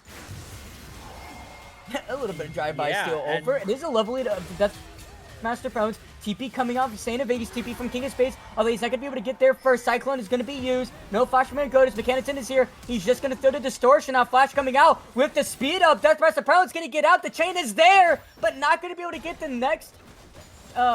what's the proc? There we go. Next proc from it. E number 2 as Deathmaster Prones with... I mean, I'm sorry. It's just something that's so ingrained that everyone brings Flash, but Flash on Hecarim actually saved Deathmaster there. Not something you see too often. It's usually the Ghost that actually was the sole reason why he lived there. Oh, Metro playing with fire continuously. Just keep trying to go in. It's just causing them so much grief. They are keeping up with CS, though, so that is something to keep note of. And again, well, I think Deathmaster Bones is doing more in the ganks. The kill threat has just becoming more and more in favor of Invertus onto this Wukong. 3 kills. They are firmly online. Sheen also picked up, so the amount of damage they can do is greatly increased. They are a whole item component ahead. Yeah, about 500 gold difference between them and Deathmaster Pones right now. Meanwhile, everyone else, I think, is pretty close, about 400 between the Tristana and the MF. And I think that's the next real big gap between them. So that is something to keep note of, the ADC in the mid laner. Yet again, the big difference makers for both of these teams, both now in favor for Flannel, as the gold has just been flowing from the Able to dodge out from that knockup because of the passive there. King of Spades doing pretty alright here. Isn't down a whole lot of CS at full time. Make it rain just to clear out the wave. A little bit of a tempo play there. Melee Vayne taken to half though with that bouncing bullet. Able to get that crit off. They see Ingrotus, so they're going to decide against going for any more plays here. And it is going to be Deathmaster Bones towards this top side. Santa Vegas, without his ultimate though, I don't think he can go for this dive. I don't think he wants to chance it either. King of Spades got to a point where we could do quite a bit of damage, and with the Bramble, with the Chain Vest, it's really hard to just actually 100-0 this Cho'Gath at this point. And he does just have free damage. Santa Vegas gonna be forced to dash away, and there's the flash. A little bit of extra for King of Spades into this matchup here. Gonna use the chomp up right onto that minion, get some HP back, and get up some stacking going here as Metro, Cannon, again, just this constant back and forth, but Sunset Diner and Ingrotus is here. Can he get the Chrono Breakout? Not quite. CC for just a little too long. You know he was spamming that R button, but wasn't quite able to get it, and that's going to be a kill going over to Cannon. Exactly who you wanted on for Flannel. As Santa Vegas looking for something on the King's Spades. Nice dodge out. Use the ultimate. Deathmaster Prones is now here. He's going to take quite a bit of damage. There's the distortion. Cannon on a killing spree. And Godus with a great assist as Ethereal Eye Civil now pushing down into this bot side. King of Spades still alive. Santa Vegas and both the top laners equalized in HP here. Right now, again, it's going to be Cannon really looking to carry up his team towards this mid game here, and he has a way better time. He's going to have a way better time doing it this game, as Metro is not nearly as fed as he was in game number 1. Santa Vegas looking for something, though. Is able to get it with one more auto. Back onto Scarl. Not going to be able to quite find it. Should be able to get it with that minion kill. As Cannon now feeling really confident. He now has his item. He has the Sork boots. And he also has 8 stacks onto this Dark Seal. So he is definitely scaled up quite comfortably to go for this 1v1 into the mid lane. Yeah, it's definitely looking a little dire here for High Alert. They're not at risk of losing the game, obviously. It's still way too early, but 13 minutes on the bounce, 10-2. It's about a 3k gold lead, actually a little bit more. And a 3k gold lead, I think it's close to like 3.2 or 3. It's definitely looking a little rough. Another fight up on this top side. Be careful, Chomp is up. He doesn't mono though. That was definitely scary and just very like positioned for Santa Vegas to be in. He's quite low off of Scarl. Oh, Deathmaster Bones looking for something. And despite that, they're going to go over to Ingrotus here, and Deathmaster definitely does not want to fight this. Stereo Ice is here. There's a Cyclone, but Cannon is here. Deathmaster should just fall down. Ingrotus on a rampage. Make it rain, shredding right into Cannon and Ingrotus. But it's a 2v4 and jump in. There's the exhaust coming out from Ethereal Ice. There's a flash coming out. Buckshot, though. A little bit of mistiming, though. Sunset Diner too far forward. One more auto. There it is. Ethereal Ice being the one picked that one up. There's the Make It Rain. Cannon barely able to get out with that recall. If it was just a little bit closer to Make It Rain, it could have been a bad tempo play from him. Ethereal Ice picks up the kill. Definitely preferred on Civil, but still, Flannel. There is a little bit of their charm just peeking out a little bit, but it didn't go on the ADC, so, you know, maybe it's all good. Yeah, definitely not ideal. I think if that goes over to Civil, we'd be singing a much different story here. That'd be a lot scarier for Flannel, giving any room for Civil to breathe. Ooh, nice dodge away go in. from that jump up. The Master is here. No Mimic, and there's the Chrono Break being forced to flash away. Nintendo, there's the dash coming out. Face not gonna flash forward, but it's not going to matter. Metro's gonna fall down, but you take that any day of the week. That's a shutdown going over to Deathmaster Pones. The E follows any type of movement ability. King of Spades, Santa Vegas in a 1v1. King of Spades with the level lead, and that's level 2 ultimate here. Santa Vegas does not want to mess around with that. Shelly going to be started up, but the rest, Sunset Diner and Grotus here, I don't think High Alert wants to do anything. Their Ice is here, down to level 1 Sunset Diner, but Kennington down for 8 seconds, does have TP. Still, though, High Alert just trying to bide their time until they can get these items onto their carries.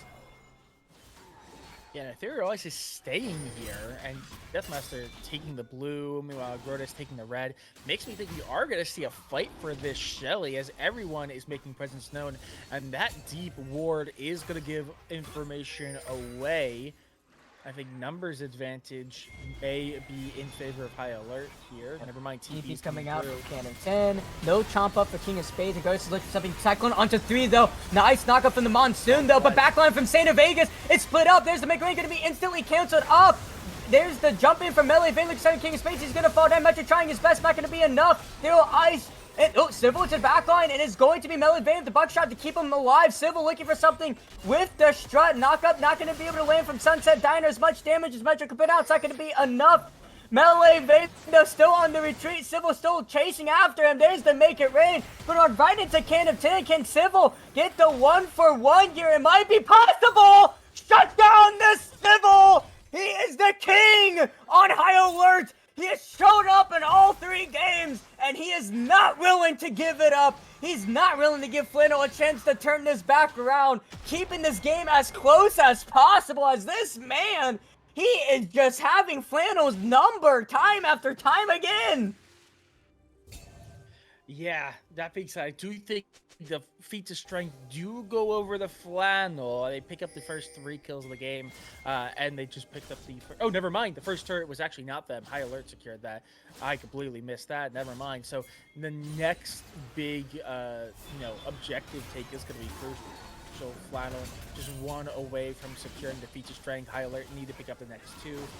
Drake is up. It is Ocean Soul to play for still. Not one of the best souls, but that extra bit of health regen, I don't think anyone would say no to it. High Alert are in a position that this might be a turn angle, as they are being collapsed in on by Flannel, or at least threatening to be. Never mind. It's going to be handshaked away. Flannel is going to say, nope, not worth the investment. Yep, they don't even want to try. It's a good setup from High Alert, and Kennington just not in a good position to get any type of damage before. He can't just jump in, because the King of Spades gets that silence off. He just gets instantly deleted. High Alert have enough damage for that, and go to Sunset Diner. May have been caught on the wrong side. They're just chasing after them. There's Civil to reset from Santa Vegas. He's like, oh, he got canceled. Double knockup, and that's Sunset Diner down. Santa Vegas gonna be sure to follow. And he's about to be knocked up unstoppable with his ultimate. He might be able to barely live out on that one. Barely. No. Okay, not going to be able to give that 3rd kill over to High Alert, but still, High Alert pick off a little bit of an unfortunate play from Angrotus and Sunset Diner. They were trying to look for a play for them, but it was High Alert that was actually looking for a play onto them instead. And that's a TP coming up from Santa Vegas to clear out this wave. Deathmaster Bones just gets deleted by Kennington. You cannot walk into the LeBlanc. He is strong enough to just absolutely delete you, especially with no MR. Santa Vegas trying his best 1v3, but with the lineup they're going up against, there's the Chrono Break. Knocked off right off of Scarl. And yep, there's the flash. Going to be followed over from the phase dive. Metro picking up his first kill of this game. Unfortunate. Santa Vegas thought he could clear it, but it's, yeah. Janna and MF and Echo, that's just way too much healing onto that team, because he did end up going the Bloodthirster build, so not really much he can do, and yeah, it's a little bit of a shaky situation for Flannel right now. Yeah, and that being said, we do have a report, breaking news coming out from the other game. Final boss take down TD 3-0. So Final Boss have stamped their spot into the grand finals here. Tyler looking to do the same, but definitely on the back end, on the back foot, excuse me. That being said, They have closed the gap. I know you can't see because the caster cams aren't on, but I'm sure Sheep did. I was making the Yeah. same move. The gap that once it was like about 4K at one point, and yet again it's just closing and closing as High Alert are gaining momentum. And you've got to give it to Civil. Civil has been the kind of like centerpiece of this High Alert team. Even when Metro was doing well, even when Deathmaster was doing well, it always seems to come down to Civil, and he's already... Cyclone out to 3, but nice monsoon to get him away. Civil caught in the middle of 3, though, and there's a TP coming out. Civil about to fall down. There it is, but a lot of damage before he went down. Deathmaster prone. It's not up to him, but it's not going to be enough. Triple kill. Nope, and Curtis going to be able to pick up that one, but double the can of 10. And again, another fight between the top laners, between Saint of Vegas and King of Spades.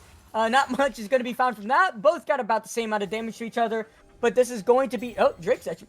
Excuse me, not up quite yet, but Atacon is. But Parallel Convergence onto Can of 10. He's actually going to be stunned up. Just be careful. You're taking quite a bit of damage. His Mimic is up. He's just going to one-shot Metro. I don't think Metro was expecting that. That's a 9-2, now 10-2. LeBlanc, that's exactly what you expect to see when you have that much gold, especially on this caliber of player. Atacon going to be taken up. It is now up to about a 4K, almost 5K gold lead to Flannel. Let's see if they can keep this one and hopefully not throw it away. But Can of 10 in a position to just absolutely carry and dominate this game. Still hasn't built Rabadon yet. I think I just need to stop talking. That's like the third time today where I'm just like, oh yeah, this player's doing great. And I think Civil has been it. I think all 3 times they just next like couple seconds get absolutely erased from existence. Canatin is now very scary. 10K gold in their pocket. You can see it with the items. They're at 10 Darksteel stacks as well. They're about to pick up the Rabadons. The one-shot potential is already super high. Once that Rabadons gets bought out, I do really feel for anyone who is not considered an outright tank for a High Alert. That Echo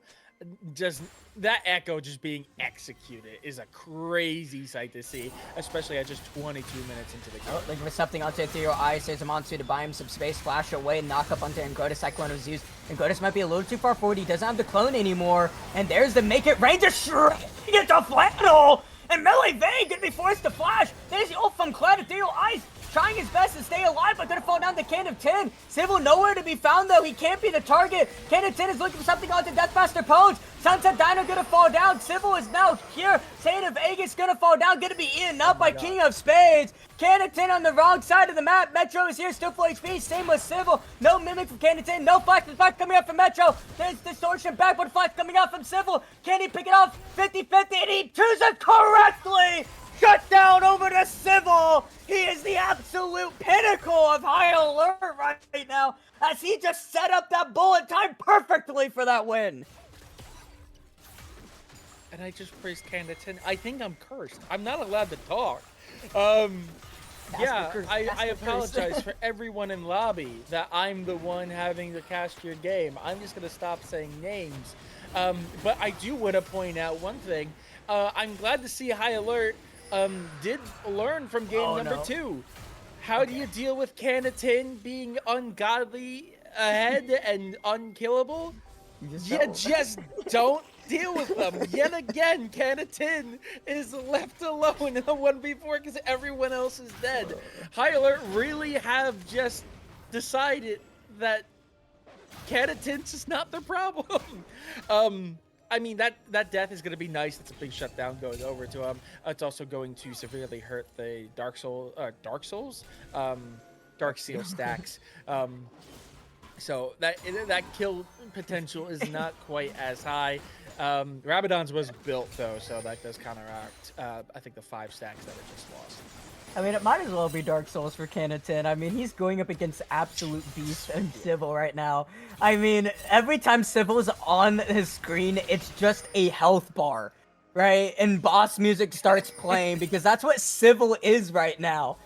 Like, no matter what, you know, no matter how strong Canatin is, in any of these games, Civil he can't find Civil, like, ever. No matter what, it's just this absolute boss final boss, you know, for Flannel and for Canton specifically to try to find, and he can just never find them. I mean, it's kind of same way for Can of Tim when it comes to High Alert.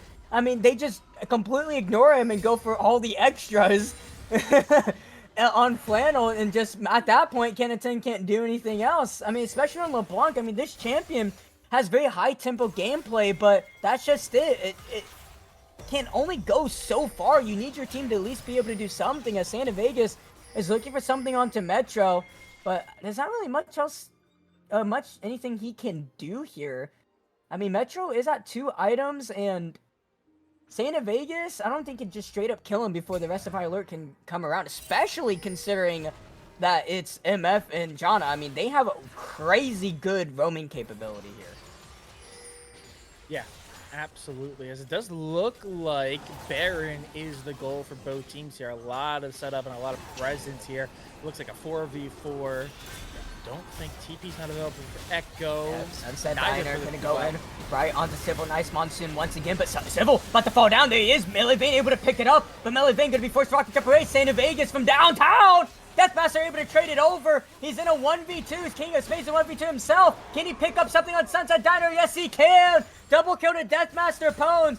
Bot for topside. Well, bot for pretty much everybody except for Metro, as Civil and Ethereal Ice do fall down here. It is Canton and Grota Santa Vegas left to left Flannel. Baron is up. Metro by himself with the chrono break. TP up for Canton. He is going to use it. He knows it's just both of them here, so he's going to decide to go up against them. And there's the chrono break quite early, I want to say, but still, they're going to have to be quite careful here. Canton still isn't here. As Grota Santa Vegas taking a little bit of damage from his Baron, but Canton is here. He is going to try to push Metro away here. Chain is not going to land. They are doing this quite slow, but the smite is up. Canton just has to keep Metro away here. And that's exactly what he's going to do. If the chain can land, it's going to be quite a lot of damage. There's a squall from the Storm Surge. Metro trying to buy as much time as possible with Hero Ice on his way. But there's Distortion. Going to be able to pick that up. Hero Ice just going to face check right into Grotus, and Grotus doesn't want to take the chance. Going to walk away. Metro tried his best, but still Canton just slapped him with his wallet, and Flannel wearing purple. Yeah, I mean, the play was there, like you said, maybe a little bit too early. Jumped the gun on that ultimate. Could have done a little bit more before jumping out of the fight. But that being said, that is going to be the Baron secured for Flannel after a pretty convincing team fight.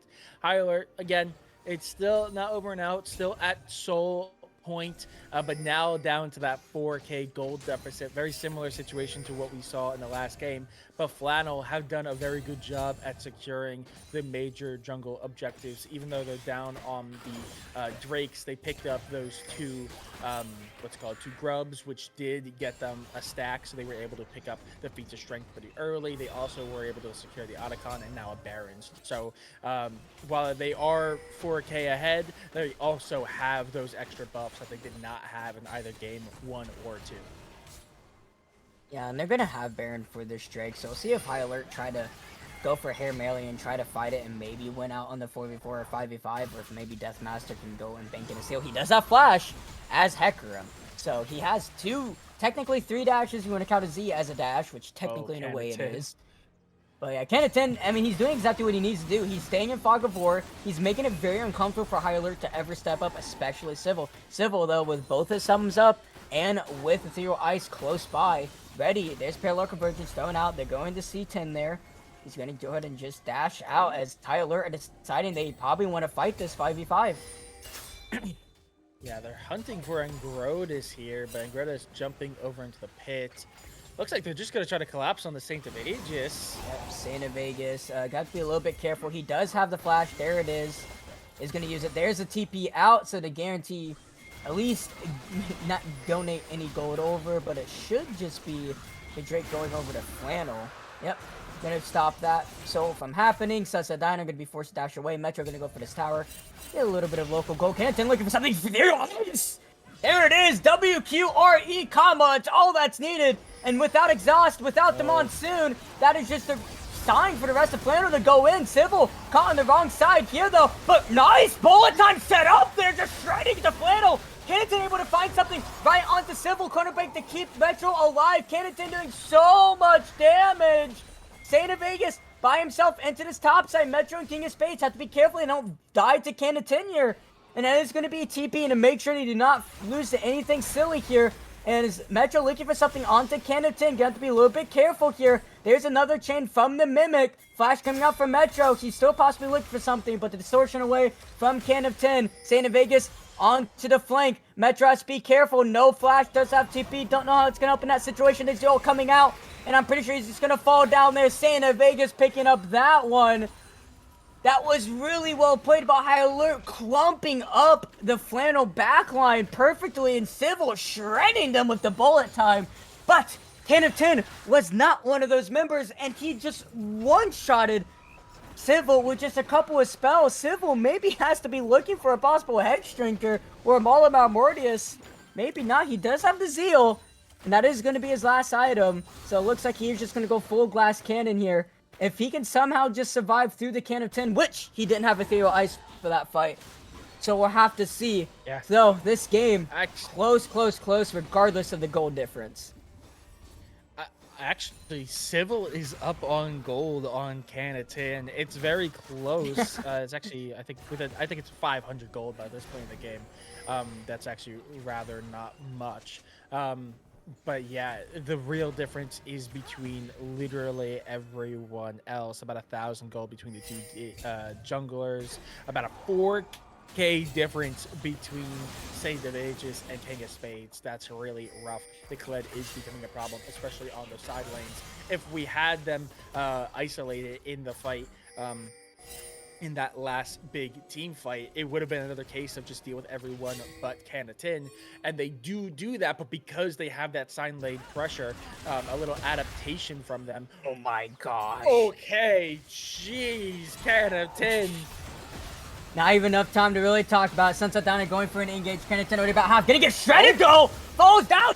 Sunset going over to Civil. Sunset Downer gets chopped up by King of Spades.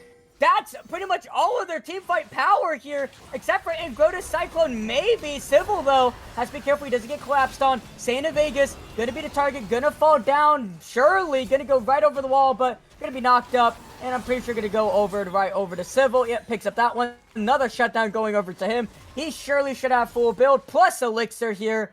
Oh my goodness, Can of Tin. He got the one shot off of Metro, but Metro's not really the carry here. It's Civil, and there's the Essence Weaver being picked up. Yeah, the downside of that, as good as that was, and that's a massive win for High Alert, there's nothing to play for. No major objectives are up. So it is just going to bring a little bit back, bring the game back a bit to neutral. Still five-ish, 6-ish K gold lead in favor of Flannel, but now the game state is pretty even. There's no one roaming in High Alert's jungle, which means Flannel can push up, or excuse me, opposite. Flannel is not in High Alert's jungle, so High Alert can push up a little bit more. We do see them preparing possibly for a Baron, a death stack here. Be careful, going to be dashed onto quite quickly. This Cyclone already going to be used. Deathmaster Brown's going to continue onto this Can of Tin. Few seconds away. They have to keep track of him. He could have just unrestricted acid over to Civil, and he's just gonna go right onto Deathmaster Pones. Metro gonna fall, not even Metro gonna fall down. Ice gonna fall down. Civil trying his best, able to pick up the kill on Melee Vein. King of Spades was nowhere near. There's the flash coming out from the chain. He's gonna be forced to chrono break, but still got rooted. He's going to go gold, and a golden opportunity though for the rest of Flannel to just dogpile him. King of Spades in a 1v4, and there's the ultimate. The chime coming out from Saint of Aegis, pulling out the Warhorn, setting up Flannel here. Ace going over to Can of Tin. That's 20 seconds of Deathmaster Pounds. 10 on Ethereal Ice. Do they have enough time to end the game here and bring us into a game 4? Yeah, the big threat here is the staggering. Everyone is a little bit far away. Deathmaster Pones is going to be the closest with Ethereal Ice. If these two can hold and last long enough for Metro Dragon to come back in. Yep, Deathmaster Pones just going to go right in, straight for it. Gets deleted by Can of Tin. Ethereal Ice, I don't think there's much he can do. Civil is here. He has the ultimate. Can he do it? He's going to go over and let it rip. But it's not going to be enough. Flannel, they're not out of it yet. They're looking to win 3 straight as they trail the Series 1-2. I mean, we said that their team composition was very clear with what they wanted to do, and they did it well.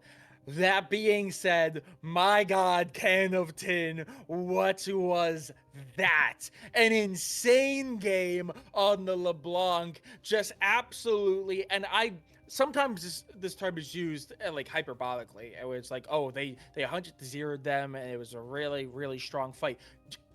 Actually deleting them from the server. Like, by the time you realize that Canatin was on screen, the person they were targeting is dead. Insane. I mean, Canatin has been performing well all series long. All series long, excuse me. Don't get me wrong, especially in that game number 2 where they were doing so much and the team just could not get them over the line. This time, Canatin said, no, I don't care if you kill everyone else on my team. I'm going to play LeBlanc and I'm going to win regardless at times, in defiance of, at sometimes. Huge performance from them. Flannel, they do not let go. They do not let off the gas. At no point, I think High Alert had a gold lead in that game. I think Flannel were constantly in the driver's seat. And I mean, if they can keep that up, who knows? That's the kind of speed they need to go at if they want to get this reverse sweep underway. Yeah, High Alert. I mean, after a game like that, where it's like there's so many avenues where you could see yourself winning it, especially off the back foot of Civil, just playing out of his mind, finding bullet time after bullet time just perfectly, just for Canatin to be like, I do not care, and to absolutely break his back and carry Flannel onto that. That was just absolutely just masterful performance from him. So High Alert, what's the decision? Honestly, I think it's quite clear. You gotta shut down Can of 10, whether it be in draft or, in the game itself here. Metro himself needs to maybe go back to the drawing board to maybe not give so many avenues for Can of 10 to be able to punish. Flannel, though, trailing the series 1 and 2. They're looking to bring us to a game number 5. Or, game number 5 here. If they're able to bring us into Silver Scrapes, if they can bring us, if they can win this next one. I mean, my mind is just scatterbrained after watching the Can of 10 Yeah. performance. I mean, I don't know what to say. It was amazing. Quick break, though. We'll be right back here in the next few minutes for game number 4 between High Alert and Flannel. We'll see you then.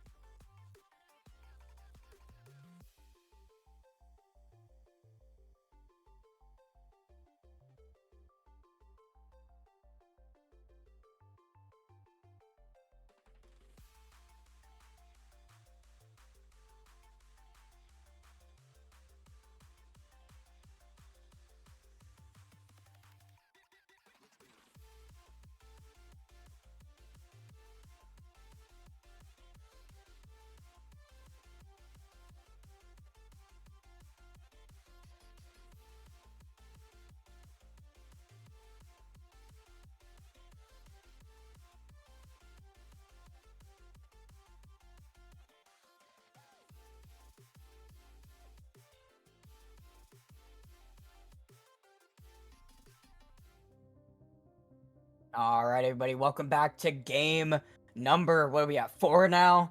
Four. Game number 4 for High Alert versus Flannel here. Off the back-breaking performance from Can of 10. Flannel are trailing the series 1 and 2. High Alert still up, an extra game on them, are still up on the series point, match point, whatever you want to call it. Still 1 game away of knocking out Flannel. Flannel, though, are looking for that reverse sweep. They're looking to bring us to game 5 after this. And, we've gotten to a point where it's like we have 3 games go through. We have bans on both sides. I mean, the champion pools for these players, especially for a specific someone, Metro, a lot of people talk about, like, what is he going to be playing in these games now? So we're going to have to see a little bit of Yeah. adaptation coming out from High Alert to see what they plan on doing here. As, I mean, Can of 10 he's just been killing it all 3 games. Regardless if the first 2 games are losses, he's just been on a roll. Oh yeah, and actually a little bit of a screen problem here. There we go. Flannel is going to be on the blue side. High Alert electing to start on the red. I don't know if that's really a tactical decision in favor of High Alert for more than just putting Flannel on the side that they would least prefer. So that will be something to keep an eye on. The drafting styles might be a little bit different in this game, seeing it's the first one. It's also the first playoff match where we are going to 4 games. Every other game so far has been a 3-0.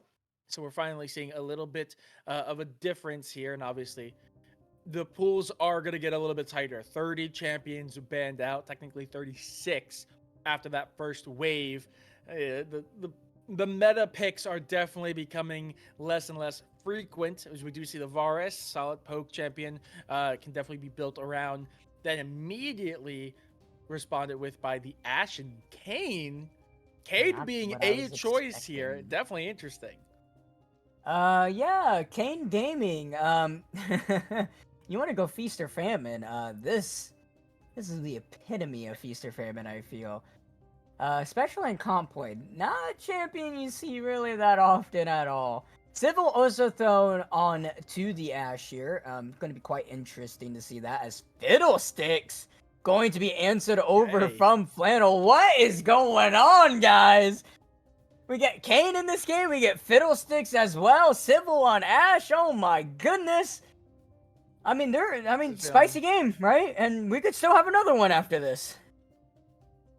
I mean, yeah, it's feeling more and more like the picks are kind of coming in from everywhere. But again, the pool of champions is so small right now. It's everything's either been picked or banned away.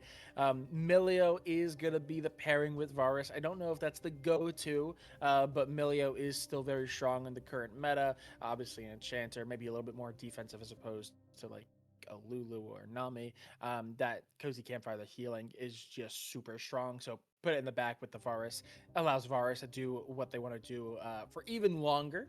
As we do see the Karma get picked up, I think it's a really solid combination with Ashe. I think that's going to be a very high pressure lane. I think it's going to be a rough lane for this Varus and Milio to try to exist in, at least for the early parts of the game. One thing I gotta want to point out, just for the drafting and seeing how we're into game 4, and we already see both the ADC and supports, presumably, from both Yeah. Hyler and Flannel. Both Lucian and Nami have not been banned, nor have they been picked. So, still a very strong, solid, just matchup in general. And considering, considering how well Civil has been playing, I can understand, like, maybe Flannel not wanting to pick it up, as Civil has just been absolutely dominating, but they decide, I mean, into the Varus, maybe you don't want to go into it just because of the range difference. I can understand that, but just in general, it hasn't been picked up. So that is still a potential going into Game 5 if Flannel do bring us into Game 5 and into the Silver Scrapes, as we do see the Garen coming out for Hyler. I feel like we usually see the Garens come out like in these like very high stakes game 4s and game 5s. It's just a champion you hate dealing with when you're facing it. It's like it's a mental boom champion. Call it what you will. It's I, almost like the Alawi pick from Rutledge. It's just something you don't want to deal with because it's going to be annoying no matter what. I'm having flashbacks to Crab Wrangler in Split 1. Um, Yeah, Crab. He was a delight to watch play. It was like, well, I think they God, played 5 he games and really, he played Garen. I think 4 out of 5 of those games. It was it yeah. was quite something as we see the Smolder being locked in I'm for Flannel. assuming that's small Most the likely to be mid. thrown into the mid lane for Can of 10. Yeah, so that is gonna be interesting because I doubt that Varus is going mid. I think it's technically possible, but Yeah, it's I not the seriously move doubt it. typically seen. So that is gonna be an ADC in the mid lane that does, I think, make it definitely an interesting matchup, especially as Tyler are going to have the counter pick, unless this Karma was a sneaky flex to go into the mid. But I imagine that not being the case. See what High Alert has. The champion pool. I was wondering why High Alert weren't trying to punish the mid lane pickup of Canatin, and I realized that any champions that they ban away also would be hurting Metro. So I realized I was like, they just want to keep that pool as open as they can. And one does slip through. The Silas is going to be operating in the mid lane. I don't know how much value that R is going to get out, but I definitely think that It's some good uh, value, I would say. it's some good. It's definitely not going to be like a Malphite pickup or like one of those Oh yeah. go-to Silas R choices. But at the end of the day, it's a champion that Metro knows how to play and can operate very well. And they were able to get through the cracks. That pool is getting very small and is continuously being targeted by Flannel. So if you can get it, you operate it, even if it's not the most optimal pick for the moment.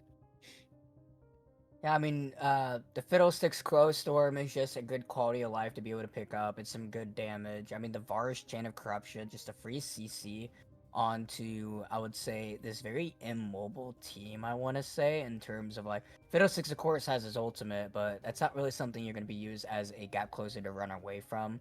Melio, though, with the ultimate, is kind of like a good buffer for that. Although, in general, Silas can also steal away the Melio ultimate. And it's not just the cleanse for the CC, which would be really good into the Fiddlesticks, mind you, but the extra healing from it as well. Good skirmishing power from the Smolder ultimate, and good playmaking ability from the Gragas. So it's not terrible, like I said, though. It's not a Swain ultimate or a Malphite ultimate. So it's not like something that's going to be giga valuable for a Silas pick, but it's still not something that's, terrible. And since it is still a pickup, that Metro does feel some confidence into it. Something that, in all situations for his champion pool being squeezed as much as it is, I mean, this is almost best case scenario given this stage of the draft. Yeah, absolutely. And looking at the final team compositions, I definitely think we're kind of back into the scenario that we were in game two, just a little bit less egregious with how the champions were actually picked. I definitely think that the composition for Flannel is a little interesting. They have a lot of very high value champions that are going to be able to do a lot of damage, and if they can get ahead, they'll be very scary. But I think compositionally, High Alert is a little bit more cohesive. It's a very front to back, a little bit of support from that Ash, but I'd imagine that's going to be a Red Kane, Bruiser Kane. I feel like this is just going to be a very brawl heavy front to back. You're going to want to take fights whenever and wherever possible. But that being said, I think the game plan for High Alert is a little bit simpler. It's a little bit clearer, and the roads to a victory are a little bit easier for them to attain, and a little bit less bumpy than that of Flannels. Yeah, it's also just one of those things where when you're picking something like Smolder into a game four situation, especially, and with how some of these other games have been going for all 3 games, I mean, these games have been going quite long, so it's a just clear sign that you can pick something like Smolder and hope to kind of scale later into this game. Uh, I will say it does look a little bit, even with the Smolder mid, it looks a little bit more consistent, I want to say, for Flannel in comparison to maybe like what High Alert has. Because just through the fact that they have the Garen and the Kane on their team, both these champions are very specific on how they like get their value, right? And Kane takes a little bit to get going. Garen needs to have perfect situations set up to get what he wants to do. Like, and when it comes to like team fightings, otherwise he's just gonna be split pushing the entire time. and a little bit of extra utility and range coming from this bot side from Flannel, but still, high alert. You never can count them out, especially coming back from the 8K goal deficit in game number 2. But still, Can of 10, an absolute monster, playing a hyper-scaling champion like Smolder. They're down a game, but they're looking to make it 2-2. They're looking for the reverse sweep. They're looking for silver scrapes to punch their tickets to the finals. But high alert are looking to end their road right here in a 3-1 fashion. Don't go anywhere. We're going to send it to a quick spectator delay, and we're going to have game number 4 coming right up.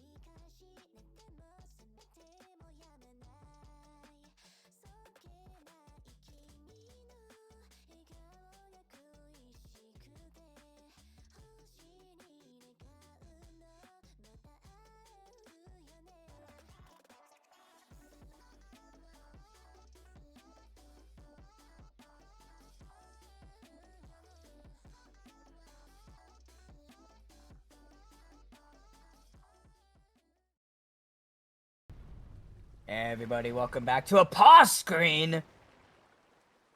Had to happen. That's It had to happen. fun. Happens at least once a series. Man, what man, production be lacking? What's going on here? Why we gotta pause? Who's got the toaster? Yeah. Truly, he did it on purpose. He did it on purpose because we got to get at least one pause in at least once every playoff series. Well, while we're here, hopefully it's not going to be too long. We could get at least a little bit of information just based off some room choices here. Nothing, I would say too. The electrocute onto the Silas and the electrocute onto the Fiddlesticks. Definitely two things you really don't see too often. But that's the only two things I can really feel like I could talk about here now. I just see it. I can't believe it. Giggle was right, but just a game too early. This is the game where Sinestro goes to get dinner, and it's a high alert 4v5, but they win this time around. He had it backwards. It's gonna be a 4-1. No, but definitely, I hope it is going to be very brief. Both these teams, though, I definitely think it's going to be a little bit more even. Obviously, High Alert had a lot of the momentum coming into game number 3, and it just kind of crashed around them. There we go. We are going to get back in. The mandatory pause, again, is going to come through, like the actual physical pause of the game. So we'll expect that in a couple seconds. But Flannel coming into game 4, that was a very dominant game number 3. Like I said, I don't think there was a single moment except for maybe like the first couple like minutes where High Alert ever even had a goal lead, let alone a substantial one. So Flannel, even though there was a couple sketchy moments, I'd imagine they are feeling really good coming into this. As we do see them Death Bush, they're expecting some sort of invade, and there are 3 waiting for them in the river. Come on, Mantra Q it, Theo Ice. Mantra Q, yeah, do it, Mantra Q, Mantra Q. No, don't run into them. No, don't do it, Mantra Q. Oh no, there's a body slam Mantra Q. Ice Civil immediately gonna flash over Deathmaster Pones for the reinforcement. Not much else gonna be found out there. Oh, just Mantra Q, you would have gotten so much value out of it. I wanted it to happen. It would have been so satisfying. But it is going to be the flash coming out from Civil. Quite huge there. And Grota's playing a champion that can't really take advantage of it too easily. He can just easily flash right onto Civil for the fear, but he does have the cleanse. So Civil should still feel a little bit safe here. And with Kennington playing Smolder, I don't think much is really going to happen to this bot side. We do see a swap coming out, though. Can of 10 is going towards this top side, and is going to be Gragas versus this Silas. And we are going to have the Garen versus the Smolder. We'll see if that is what Flannel is going to truly want, or if maybe Metro or King of Spades can kind of flip it around. Yeah, absolutely. A little bit of a difference maker. We'll have to wait and see how that pans out. I imagine Smolder will do pretty good into this Garen, at least early on. That range advantage is really nice. Meanwhile, this bot side, I think it's going to be a lot smoother than last game. Obviously, both a little bit more poke heavy between this Ashe and this Varus. There's nowhere near as much pressure coming out of either of these lanes as that Tristana and Rel combination had. So I'm expecting it to be quite neutral for a while. That stun Leno on Santa Vegas, that would have been a really big trade out coming out from Metro. Unfortunately, gets on the minion. Can't even get the body block from his own minions. Yeah, King of Spades, though, range top laners, I mean, he's definitely cursing at his monitor right now. He's like, I did not sign up to be playing against no range top lane. As Santa Vegas, just gonna body slam right away from that. A couple of stacks going over to Deathmaster Pones as High Alert spot lane. I mean, it's about to be expected for Karma and Ashe. There's not really much that Melio and Varus can really do at this stage of the game, but that's Master Pones. Have to be careful, though. He is up a level on Santa Vegas, but that's a flash coming out with the silence. There's the fear and first blood going over to Angrotus, but Metro now looking for something. Is going to trade it right back over. Not even need to use any summoner. So is going to be able to pick up some free gold to himself, but his jungler does fall down. So a little bit of tempo lost there from his jungler, but still, 1-for-1 trade, and the mid laner gets it. Yeah, honestly, that's pretty good. I will say, overall, I don't know how well this lane swap has worked. I will say Smolder doing pretty good. 23 CS is above the Garen, and is still above that Silas as well. So, but not real significantly. Meanwhile, obviously, Santa just going down there is not great. It's going to give Metro a little bit of a kick in the butt, a little bit of extra gold to work with early. That should give them an item advantage after their next recall. So that will be nice overall. But I do say that as Can of Tin is yet again bullying King of Spades. That range matchup is just really rough for the Garen.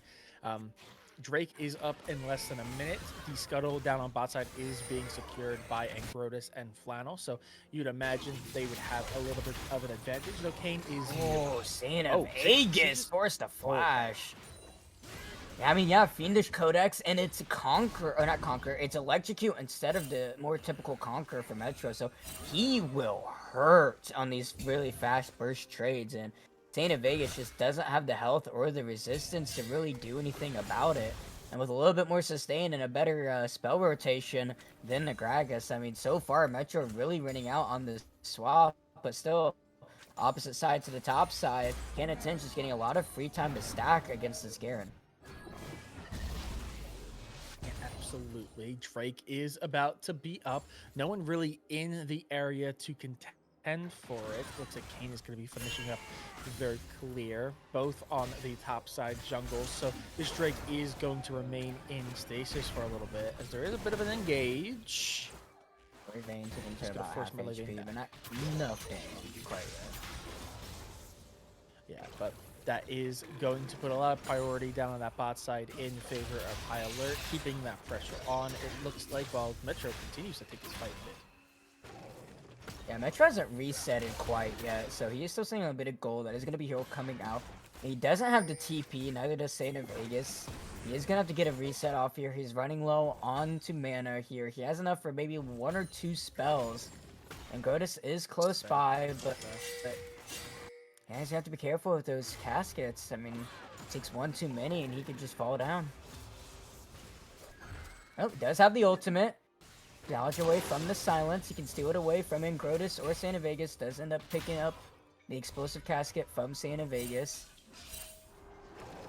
Yeah, so far it's just Santa Vegas, yeah, just trying to keep him in lane. I mean, that's what he has to do. Yeah. We do also see resets coming out from every other lane. So with something, there's a flash coming out there. Dash forward. One more auto. There it is. Metro able to pick that up. Flash advantage coming up huge there. And its weight of gold for Metro. 2-0 in this lane. Able to crash the wave as well. Deathmaster onto the Infernal Drake. I mean, that's definitely a big flip side to how we've been seeing Metro here. But, I mean, that's what happens when you put up against the, like, when you're not put up against the best member of Flannel here. One of the best players, I want to say, in the LFA in general. So Metro having a little bit of a breather here and showing that, I mean, if given the strength or given the space to actually play out correctly, I mean, he can still be quite strong himself. Yeah, absolutely. And it is going to give him leeway. They are going to try to go for a counter here. Not again. Does have the shield from Ethereal Ice. Dash away, so he should be fine. He's being really aggressive with these invades. Hopefully he doesn't give away any more kills, though. Yeah, but that is going to be the Infernal Drake picked up, so no Infernal Soul to be had. And it is going to be the Ocean Soul, or Ocean Drake up next. So last 2 games have been Ocean Soul, not going to be a third in a row. That does also mean I think most of the best souls are still available to be I don't think they saw Grotus. I don't think so either. Yep, there's the Crowstone coming out. There's the Fear coming out. Through your Ice could be forced to flash. Nice Q coming out for the slow. Through your Ice is going to sacrifice himself. Civil going to live out. Not having used any of his summoners, but they do pick up a kill on to that bot side. It's going to go over to Ingrotus. This Crowstorm is going to be more and more just harder to play against later again into this game, especially if Flannel play against Vision correctly. And seeing how King of Tin played that LeBlanc game, Flannel was quite well playing through these, you know, just pockets of vision that High Alert don't have. And Santa Vegas is here first. There's the Enchanted Crystal Arrow coming towards the top side. It is actually going to be stopped by the clone. Plus 3 gold going over to Civil. Or I think it's 3, or is it 15? I think it might be 15. I cannot remember 100%. But some extra free gold for Civil. Most expensive Enchanted Crystal Arrow I think I've ever seen. But yeah, that is going to be Grubby's picked up for High Alert. They're going to be feeling quite happy for that one. And that's what happens with Canatin's on something that can be a little bit stronger in the early stages of the game. Yeah, and picking up all 3 there is pretty huge. Both teams just 1 kill away from picking up the feat of warfare, but High Alert now stacking those major jungle objectives early. Flannel was able to secure the grubs last time. So first Drake and the grubs being picked up by High Alert. That means just one more until they're able to pick up that feat of strength, if they're able to also get the extra kill. That would be huge for them. That would get the ball rolling. It would 76. already be a pretty substantial. Ooh, Ethereal Ice about to fall down. Yep, there it is. Speed of Warfare. Melee picks it up. Okay, Flannel is going to be the one to pick that up. So now High Alert is going to have to pick up the next major jungle objective and a turret if they want it. Or Flannel just need to secure the turret, as they are pretty far behind in those major jungle objectives. I'd imagine... Never mind. The lane swap has gone back. So we are seeing Smolder back into that mid lane. Saint of Aegis back up. Oh, never mind. The lane swap happened on both sides. So now Silas followed them up to the top side. So the lanes have changed, but the matchups have stayed the same. Yeah, 10 does not want to be in the same matchup as Metro. Metro with a dash and with the ability to just burst out squishy champions such as Smolder. That's why he didn't want to be into this match. Shanna Crystal Arrow barely missed out. That definitely would have been a dead Smolder. Dead Dragon if that landed. That would have been, I think, a max stun duration, if I'm not wrong, on Kenneth, which is about 3-4 seconds. And Metro definitely has enough damage. But yeah, Metro can actually build, cover that spacing that Kenneth is going to have on the Smolder and actually do quite a bit of damage. King of Spades is going to struggle, at least until he gets Stride Breaker, but even then, he doesn't have a dash like Metro has, so he just wants to continue free stacking. That's exactly what he's doing. Saint Vegas Metro, once again, going to go for a little bit of a tango up into this top side. Metro still holding up the pressure, but hopefully he doesn't do the classic Metro thing and just start giving over kills for no reason. Yeah, that would be rough, but picking up 2 kills early is nice. Cast. I was just talking about it. Caster cursed him! Metro, I'm so sorry! Oh, no! I don't think we're allowed to talk anymore. Every time we do, it goes horribly wrong. That's terrible. It's always where's the timing too? There's a flash and a corruption. Civil with the cleanse is have the flash with the close storm, and there it is. Piercing arrow, melee vein able to pick up the kill onto Civil even after using both of his summoners. He just went a little too far forward, and Grotus just really set up a camp down there. I'm pretty sure he's getting ready to light a campfire. Saint Vegas, got to be careful. King of Spades is here, so is Deathmaster. There's the silence. And there's the damage. Justice, some extra gold going over to the Garen, but it is going to be a free Drake going over to Flannel. They're going to stop this Drake stacking quite early. 1-to-1 equalize. Yep, absolutely. That is going to give them a lot of pressure up onto the top side. Especially as Saint of Aegis does not have TP available. Oh, there it is! Shanna Cristero is going to land a lot of damage going on over to Canatin. Gonna be forced to flash. Mom on both sides. Canatin able to live, but Metro not done yet. Canatin maybe staying around for a little too long. And Metro able to pick up that one, and that's why he didn't want to be in the same lane. Yeah, a little sketchy, but they get out. Metro securing the kill. Now 3-1, definitely going to be feeling good. And now King of Spades, no longer having to deal with that ranged matchup, is just kind of doing amazingly well. Is that's 20 CS ahead of their lane opponent. Dark Seal was picked up by Saint of Aegis. I don't know how you feel about that. But has officially picked up Rod, so they are going to get exponentially stronger. Storm is there, and yep. Bye-bye. Yep, shutdown going over to Ingrotus. It's a free kill. Metro just stuck around just a little too long there. Typical greed coming out from any player. He really wanted to get that wave in so he could have a perfect back. Unfortunately, Ingrotus was around, and with the Crow Storm, just not much you can really do about that. Yeah, but overall game state, obviously Flannel were able to pick up the first major objective, Flannel were able to pick up the first feat of strength, the feat of combat, feat of warfare, excuse me. Overall though, it's 1-2 in terms of the major jungle objectives. The Rift Herald should be coming up relatively soon. I'd imagine gonna be slowed up.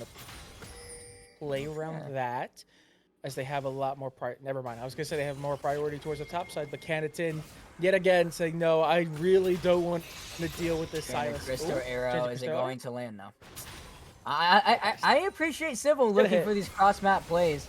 King of Spades does have the Stride Breaker and no flash on Can of 10, so Can of 10 is just saving his flap whenever the Stride Breaker goes back onto him. I'm pretty sure King of Spades can get on top of him, especially now with level 2 ultimate.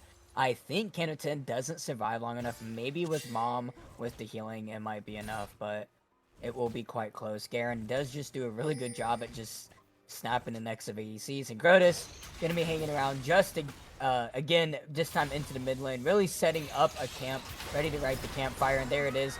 Fetch is gonna go in. There's the Crow Storm. Quite a bit of damage going on Metro, but he's gonna get out of that one. Explosive Cast is not gonna go quite where it wants to, as Deathmaster Prones is here. Santa Vega's gonna go right back in, healing going out on Metro. But there's a suction from Ingrotus, and Deathmaster Prones and Metro cannot go forward any longer. And Grotus, though, gonna continue. Deathmaster Prones gonna fail the dash over the wall. No flash up on Ingrotus, though, so Deathmaster Prones should be fine. Grotus still kind of sticking around, though. See if he cannot maybe find something onto this jungle objective, as he's going to be looked on from Metro, but going to be body slammed, and he's going to be exploded up from that casket as King of Spades gets something onto Canton. There's Justice, there's the Ignite, exactly what I was talking about. Flash shield coming up from Ethereal Ice, Night Shield coming out quite big. Double slow coming out from Deathmaster Prones. There's the Umbral Trespass, though. Is it going to be enough damage? I don't think it's going to. Nice shield coming out. One more auto. There it is. Ethereal Ice with the shields of a lifetime there. King of Spades on his way. Deathmaster Prones picking up a lot of stats for his passive. He's not even in his full form quite yet. And they're able to pick up a little bit of an extra kill even though Metro falls down. Yeah, I don't know how I feel about Metro going back in there, especially as Deathmaster was very clearly hesitant to do so, but they turn a rough situation into a better one. They are able to get the kills that they need. That is also pretty good for them and healthy in terms of the gold lead that puts them a little bit forward ahead. He should be fine. He should be able to get out of this one. He's not going to be taking the tower. Go to Metro. Goes to walk forward. Yeah, King of Spades take up that damage, get the tower. Okay, that's huge. They kind of needed that, and with this Rifty, that should be feats of strength, especially as Ingrotus is taking their time with the Gromp. Yep, that is going to be feats of strength picked up by High Alert. It's not going to be something crazy, but it's definitely going to help them in terms of snowballing ahead. That does put them at just about 1.5k gold ahead, which is pretty healthy at this point. Nowhere near as one-sided as it was in game number 3. It's still rather close. Flannel are still, I mean, Canton is always going to be a threat. I do worry a little bit for this bot side, though. Civil and Milivane have both been rather quiet. A lot of the fighting's been in this mid and top side. So both of these ADCs are given room to scale here. Santa Vegas is going to be run down by Civil, and there's a Naka going to be forced to run away, and Grotus going to be forced to flash, and he doesn't have the Crow Storm up quite yet. There's a silence. This Crow Storm taken away from Metro, and he's going to use it right on top of Melivane. Going to be forced to flash. Santa Vegas, body block away. TP up from Can of 10, but it might have been too little, too late. Melivane going to blast plant. Not going to be quite get over the wall as Deathmaster Prone's looking for something right onto Ingrotus. The suction's going to be enough to keep him alive. Mom onto 4. I don't think Mom is going to be able to save you from this. Metro going to go in with the healing with the Kingslayer. Can of 10, though. He has a lot of damage with the AoE, but with the shields from Ethereal Ice trying to keep everyone left alive! Canton picks up 1. Can he find 2? Sunset Diner with the shields. There's the Snob Bubble. Is it going to be enough? Not quite. King of Spades running away. Slow coming out from Civil. High Alert. Looks like they're cosplaying Flannel, and this went a little too far.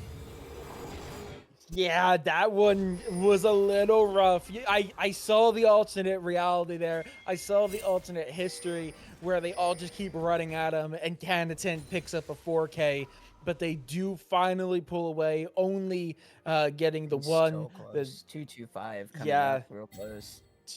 Just short of 200 stacks there, so the Smolder is going to become a problem, a real big problem, real soon, as the Drake is up to play for, both sitting at 1-1. Gold lead still in favor of Highlight. Actually expand a little bit, even though Canopton almost won out the end of that fight. Kennison wasn't able to back, so he is sitting on a lot of unspent gold after that fight, so I don't think they want to try to fight this. He also doesn't have his stack. He has about 1,300, so they don't want to fight this. And Grotus looking for something with that Crow Storm, but he was found out. King of Spades going into the backline looking for something like Kennison, but Grotus gonna be the one instead that falls down, and Metro is still looking, gonna be able to find that change right into Sunset Diner. Explosive Casket to peel for his team. A lot of damage going out. Low health bars on high alert. I don't think they want to go too far forward. Shelly is going to be used. Maybe looking for something to pick up onto this mid lane tower, and Civil is gonna go ahead and take it for a ride. Should be able to just slam that in without any issues. A little bit of extra gold to the rest of high alert. Shouldn't be able to get the second charge off. But they get the Drake, and they get a consolation with that kill onto the jungler. And Grotus was able to find something with that Crow Storm. It might have been way different for Flannel, but was found out way too quickly. Yeah, absolutely. In small detail, Deathmaster Phones did pick up the red cane, so we were correct. So Bruiser Cane is going to be the move. As the game state here, 2 Drakes now picked up. Actually, I was, no, it wasn't correct. I just hadn't noticed it. It is going to be the Cloud Soul, one of the best souls in the game. The extra bit of movement speed is just massive. I think Garen actually might be one of the biggest recipients of that. That is going to be a massive boost of them just being able to run down any opponents. Smaller stacks hitting that 230 mark. So again, going to become a real problem here real soon. But more notably is the lack of turrets on the side of Flannel. Almost losing all 3 of their tier 1s. They're slowly losing more and more control of their jungle, which is going to make it more dangerous for anyone to really maneuver in the lane. Enchanted Crystal Arrow is going to land right onto Grotus. No flash. I think he's just going to fall down. I don't think Deathmaster Prones needed to use his flash, but he didn't want to take any chances. Metro's looking for something onto Santa Vegas. Santa Vegas took about 1 turret shot, Explosive Casket. And there's the change going to land up. That's a lot of damage coming out. Explosive Cast going to be flashed away. Metro not going to be able to quite find those chains there. And yep, it's just going to be Atacon started up here with no jungler from Flannel, and with the top laner preoccupied and no TP, there's not much they can do. Mama's going to be used. Civil taken quite low. That is a lot of the resistance shredded, and yep, Ethereal Ice is going to fall down. Deathmaster looking to see if he cannot just smite it away. He's going to be able to get it. TP coming out from Metro here. Knockup going right onto Melee Vayne. He might have gone too far forward. Number trespass there on Sunset Diner. And there goes Melee Vayne. Sunset Diner the target, and he's going to fall down. And that's knockup right into Can of 10 in the middle of 4. Falling down. King of Spades on a killing spree. And it was looking good there. Mom just shredding the HP bars from my alert because of the Atacon resistance shred. But Melee Vayne went too far forward and just fell down after he got that kill in Ethereal Ice. Yeah, absolutely. The kills go all the way across. A full reset being forced out of Flannel here as that gold lead is extended for high alert. Now sitting at just above 4,000 in the pocket. And on top of that, I mean, the big thing in last game was on top of that gold lead that they had, they were also able to secure so many major jungle objectives, and Flannel just not been able to do that for this game. High Alert have had full control of that jungle, only losing 1 Drake, excuse me. So Flannel definitely going to be in a bit of a risky spot, like I said before, losing control of their jungle, as you can see with how many wards are being placed pretty deep. They do try to take that bot lane turret, but not able to do so. A little bit of protection coming out from the Sylas, as we do see a little bit of a stall from everyone across the board. Next Drake is going to be up in a minute. Then it is going to be Baron coming up in just under 2. So big objectives going to be back on the board, but for the time being, resets coming out and just playing for that neutral state. Canopton now online with his stacks, now has 225 plus. He should be keeping it up at 251, still well above 10 stacks a minute. I mean, he is still stacking quite healthy here. So the longer this game goes on, if he continues stacking like that, the scarier it's going to be. But still, that's just one member with really no guaranteed gap closing ability outside of his inconsistent E.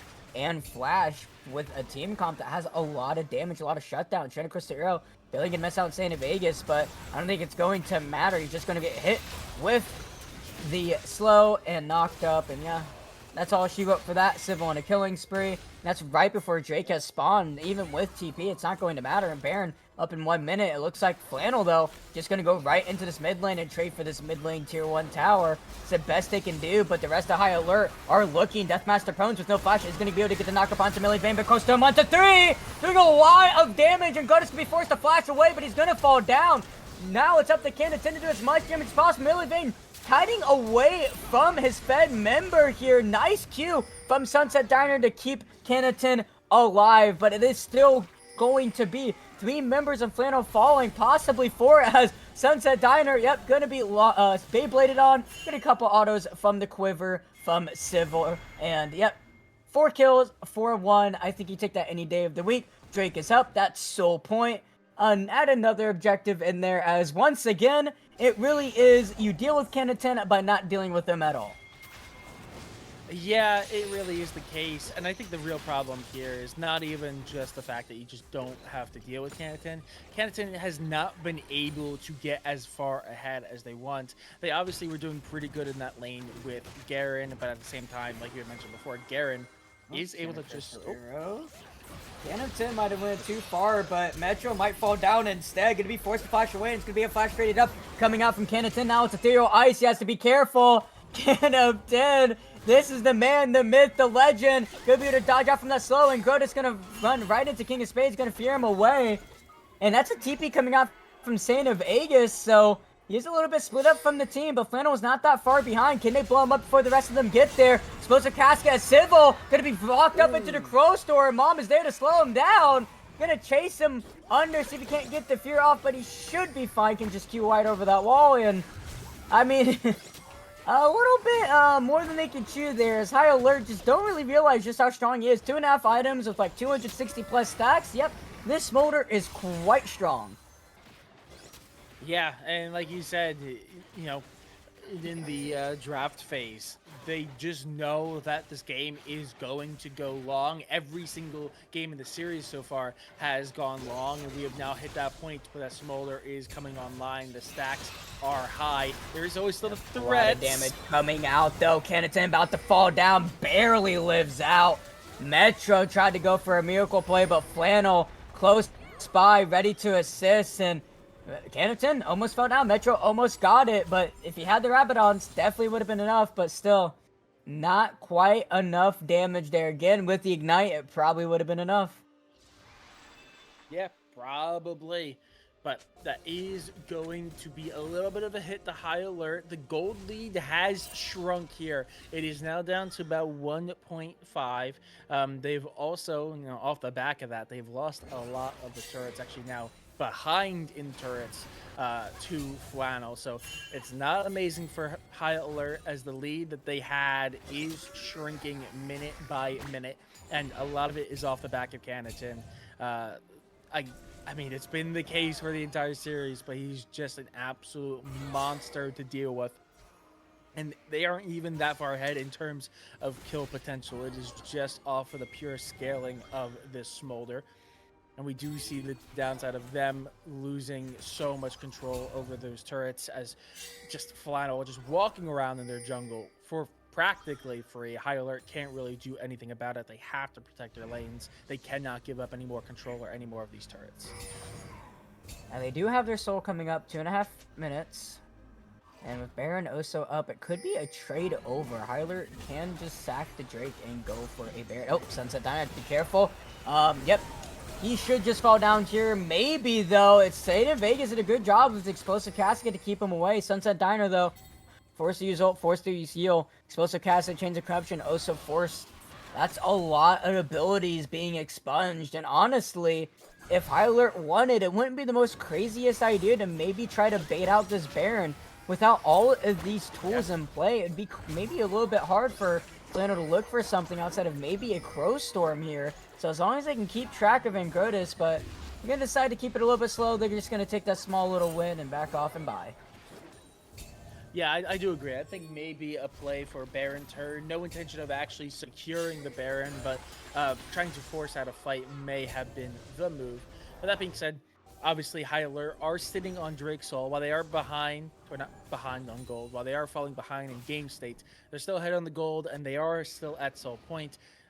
Next Drake up in minute 20. That is something to play for that both teams are going to want to have. High Alert can technically give it up without losing too much. They might prefer to go for a Baron play instead. But seeing everyone going up towards that top side, Hyler are going to say thank you for the gift. That's just going to be mid lane tier 2, and it's for practically free. Oh, and Grotus is in a not great spot. Yeah, Trainer Crystal Arrow, he's just going to flash forward. That's the classic. You never do that against Ashe. Jungler down, and their big team fight tool is also down, and with only the Enchanted Crystal Arrow used, they're just gonna go straight onto this objective. TP coming out from Saint of Vegas, but they see the TP, and Deathmaster's looking for something against it, and maybe might be able to find it off. King of Spades looking for something, Deathmaster also looking for something, but that Q from Can of 10 does so much damage. If they could just find something on him, it is the flash up for King of Spades. Can of 10 does have flash coming up in a few seconds. There's an ult coming off Saint of Aegis.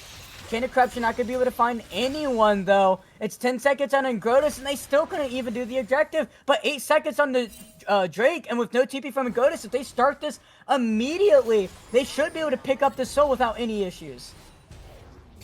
Yeah, and it does look like there's going to be a little bit of presence, but it's just a matter of if they have the time or the means to get in, and they won't. That is going to be the Cloud Soul secured by High Alert. And High Alert are just not going to take the fight. They're going to turn and walk away. They know even though Ingrotus is gone, Canaton is still a threat, and they were all clumped up, so they just get it. It's a hit and run. They grab it and go. Don't risk the fight. They get their soul. They know they have a bit of the lead. They don't want to give any of it up. Now, name of the game right now is watch out for the Crow Storm and to get on top of Canaton and just delete him. If they can do that, then High Alert, there's really nothing else from stopping their War Machine at all. It's all of Canaton and Ingrotus' just, constant pressure from just being invisible from the map. High Alert, though, with the Soul, is going to be a lot of rotating power, and it's going to be a little bit harder to find some tempo around the map for Flannel. Yeah, absolutely.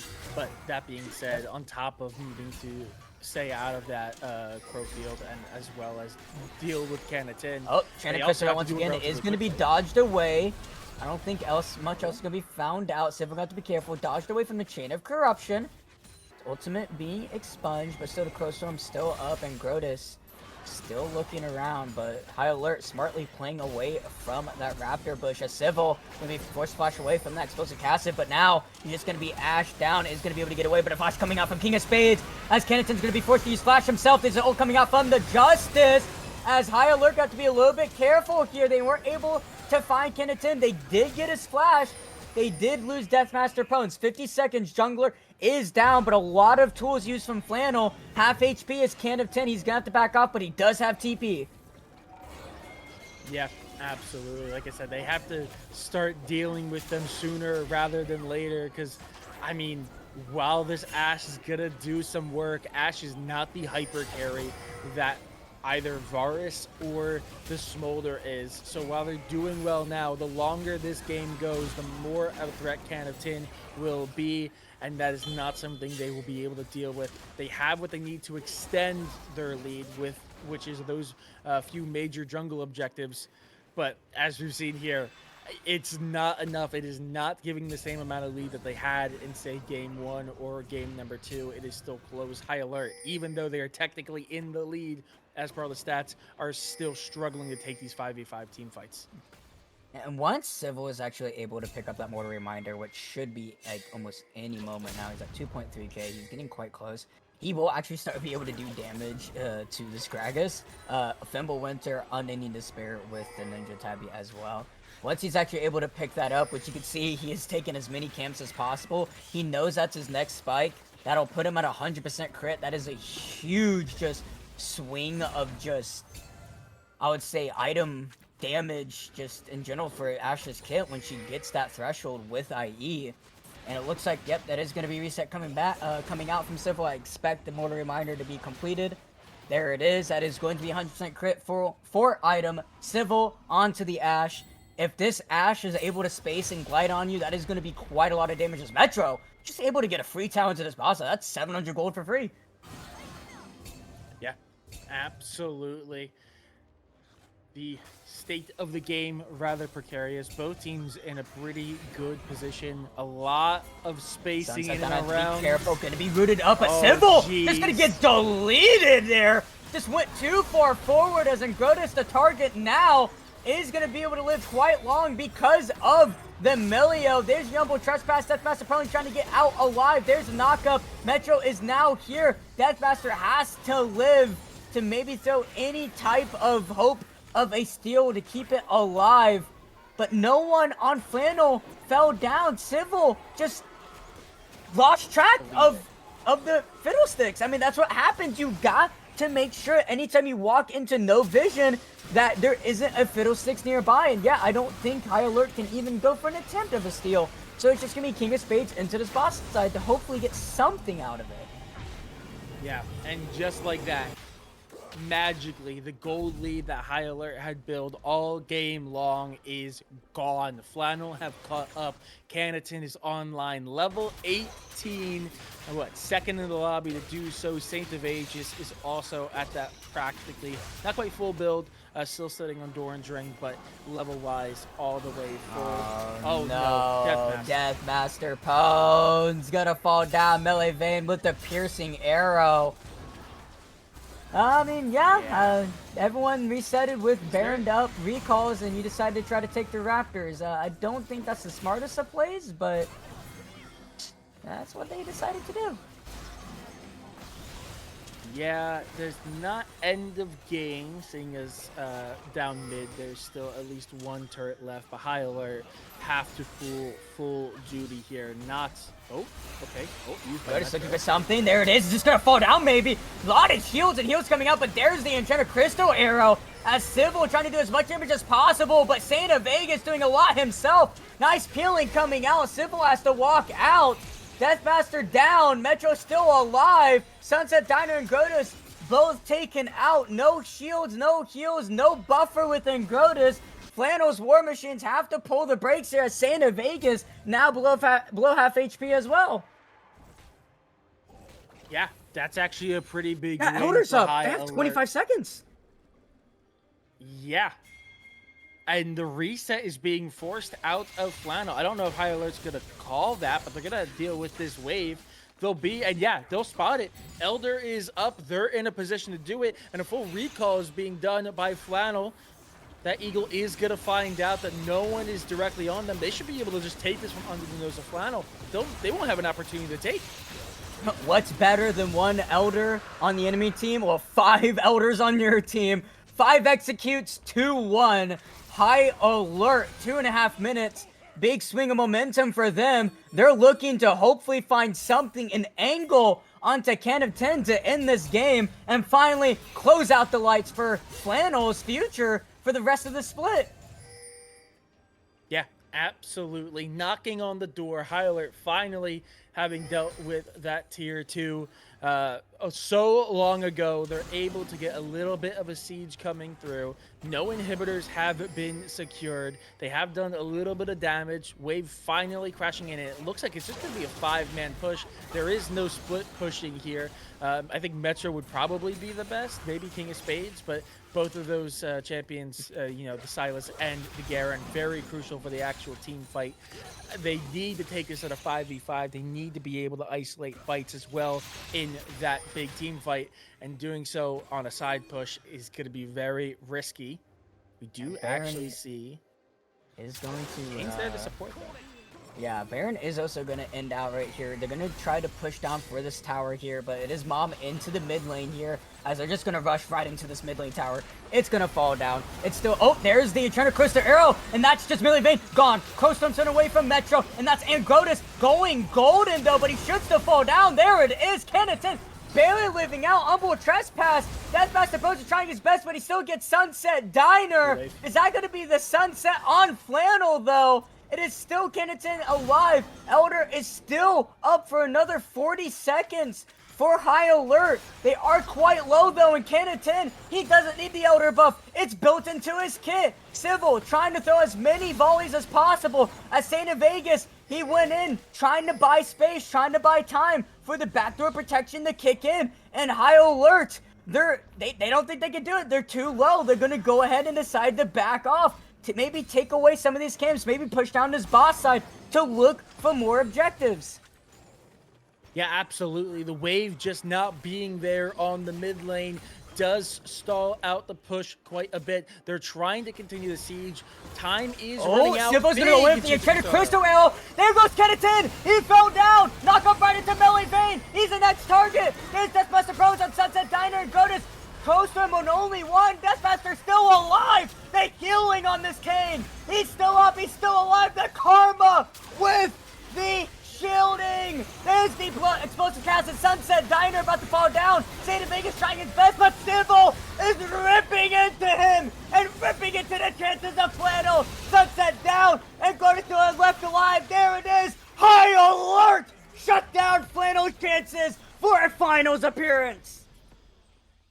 The window of opportunity was shrinking for High Alert. Closer and closer. Kennington was getting stronger and stronger as the game went on, and it was almost looking dire for High Alert. But in that final window, right before the window was about to shut, they get their fingers on it, but they open it up. They get that big fight. They get the Elder Dragon underneath Flannel's nose. They have no say in that take. And then the siege begins, and then it comes down to that big Enchanted Crystal Arrow. If that doesn't land, they don't find Kennington in that final fight. They aren't able to push in and take that turret. They lose the Elder Dragon buff, and that, who knows what happens after that? Legitimately, if that game goes longer, who knows? No Baron, no Elder.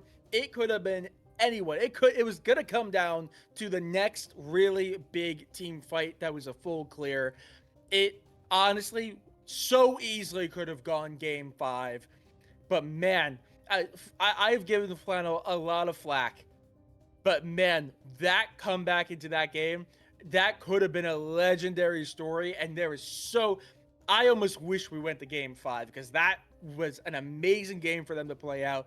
It's a tragedy that it comes down to that final big fight that they're not able to bring it to game 5. But High Alert, after a really good game 1 and a really good game 2, they bring it back, and it was scrappy, but they get over the line at the 4th time of asking. Yeah, I mean, scrappy is definitely right. And I mean, honestly, Civil was so done and over that game. I swear, like he looked at that moment where it's like, okay, everyone's coming up. I have ult. We still have Elder, and it's like, honestly, I mean, like we weren't able to end there. We're low HP. We're gonna lose tempo out on the map if we back off from this. I'm like, something needs to be done. It's like, it's either we win the game right now or we lose the game right now and we go to game 5. And it's like, you know what? I'm sending it. Finds the Enchanted Crystal Arrow right onto Kennington and is able to just shred his HP bars. I mean, that's when Ash gets to that point, especially when no one can get on top of said Ash. I mean, he was just shredding the HP bars from Flannel. And there's just nothing you can really do about it, because without Kennington, you have no artillery to kind of constantly throw at the backline. And with Varus also dead from that little excursion, I mean, it was even more so. And Deathmaster Pones, I mean, he didn't do a lot in that early to mid game, but oh my gosh, he could not be killed into that late game. And that last fight, he stayed alive for so long. And it just bought so much time for the rest of High Alert to regroup after killing both the Varus and both Kennington, and just be able to just shove it down all together as a team. And they still had Elder just ticking right down to the wire there. And like you said, if that fails, with no objectives up, I mean, it's looking favorable for Flannel. High Alert only able to exert that much pressure because they had the Elder buff. That was it. Yeah. And without it, it's so difficult for them to really find anything. unless they're able to find like a missed position from Canada, which is a very, very low chance happening with how well he's been playing just this entire series. And then you got to throw in the fact that the Crow Storms coming out of Fog of War. It's just, it was so annoying for High Alert to play into that comp, and Civil was done. He was like, game 5 or we win right here, and he flipped a coin and he came out heads and he won. Yeah, absolutely. Frankly, it so easily could have gone either way. I think that was an absolute banger of a series. I It really had just about everything. Close matches, one stomp, coming out from Flannel. Not even the team that won, we had a stomp coming out from. But yeah, that is insane. That does solidify the grand finals for Split 2 of the LFA. It is going to be final boss versus High Alert. In the very end, High Alert get the revenge over Flannel, the team that practically stole second place for them because the jungler went to go get dinner, but it comes up High Alert in the end. That's going to be the final for next week, everyone. But that being said, that's everything we got for you tonight. Of course, special thanks to you, Sheep, being the best play-by-play in the business. Always a pleasure to have you on the desk. Thank you, Giggle, for making all the magic happen behind the scenes of the production. Special thanks to the TOs for making everything happen on the tournament side. Special thanks to the players for coming out and showing out. It was a banger of a series. I'm sure checking out the TD and Final Boss was a banger of a series as well. So special thanks to all the players at this point in the tournament. But that being said, that's all we got from you. You can find us same time, same place next week, the Legends Twitch channel, 8 p.m.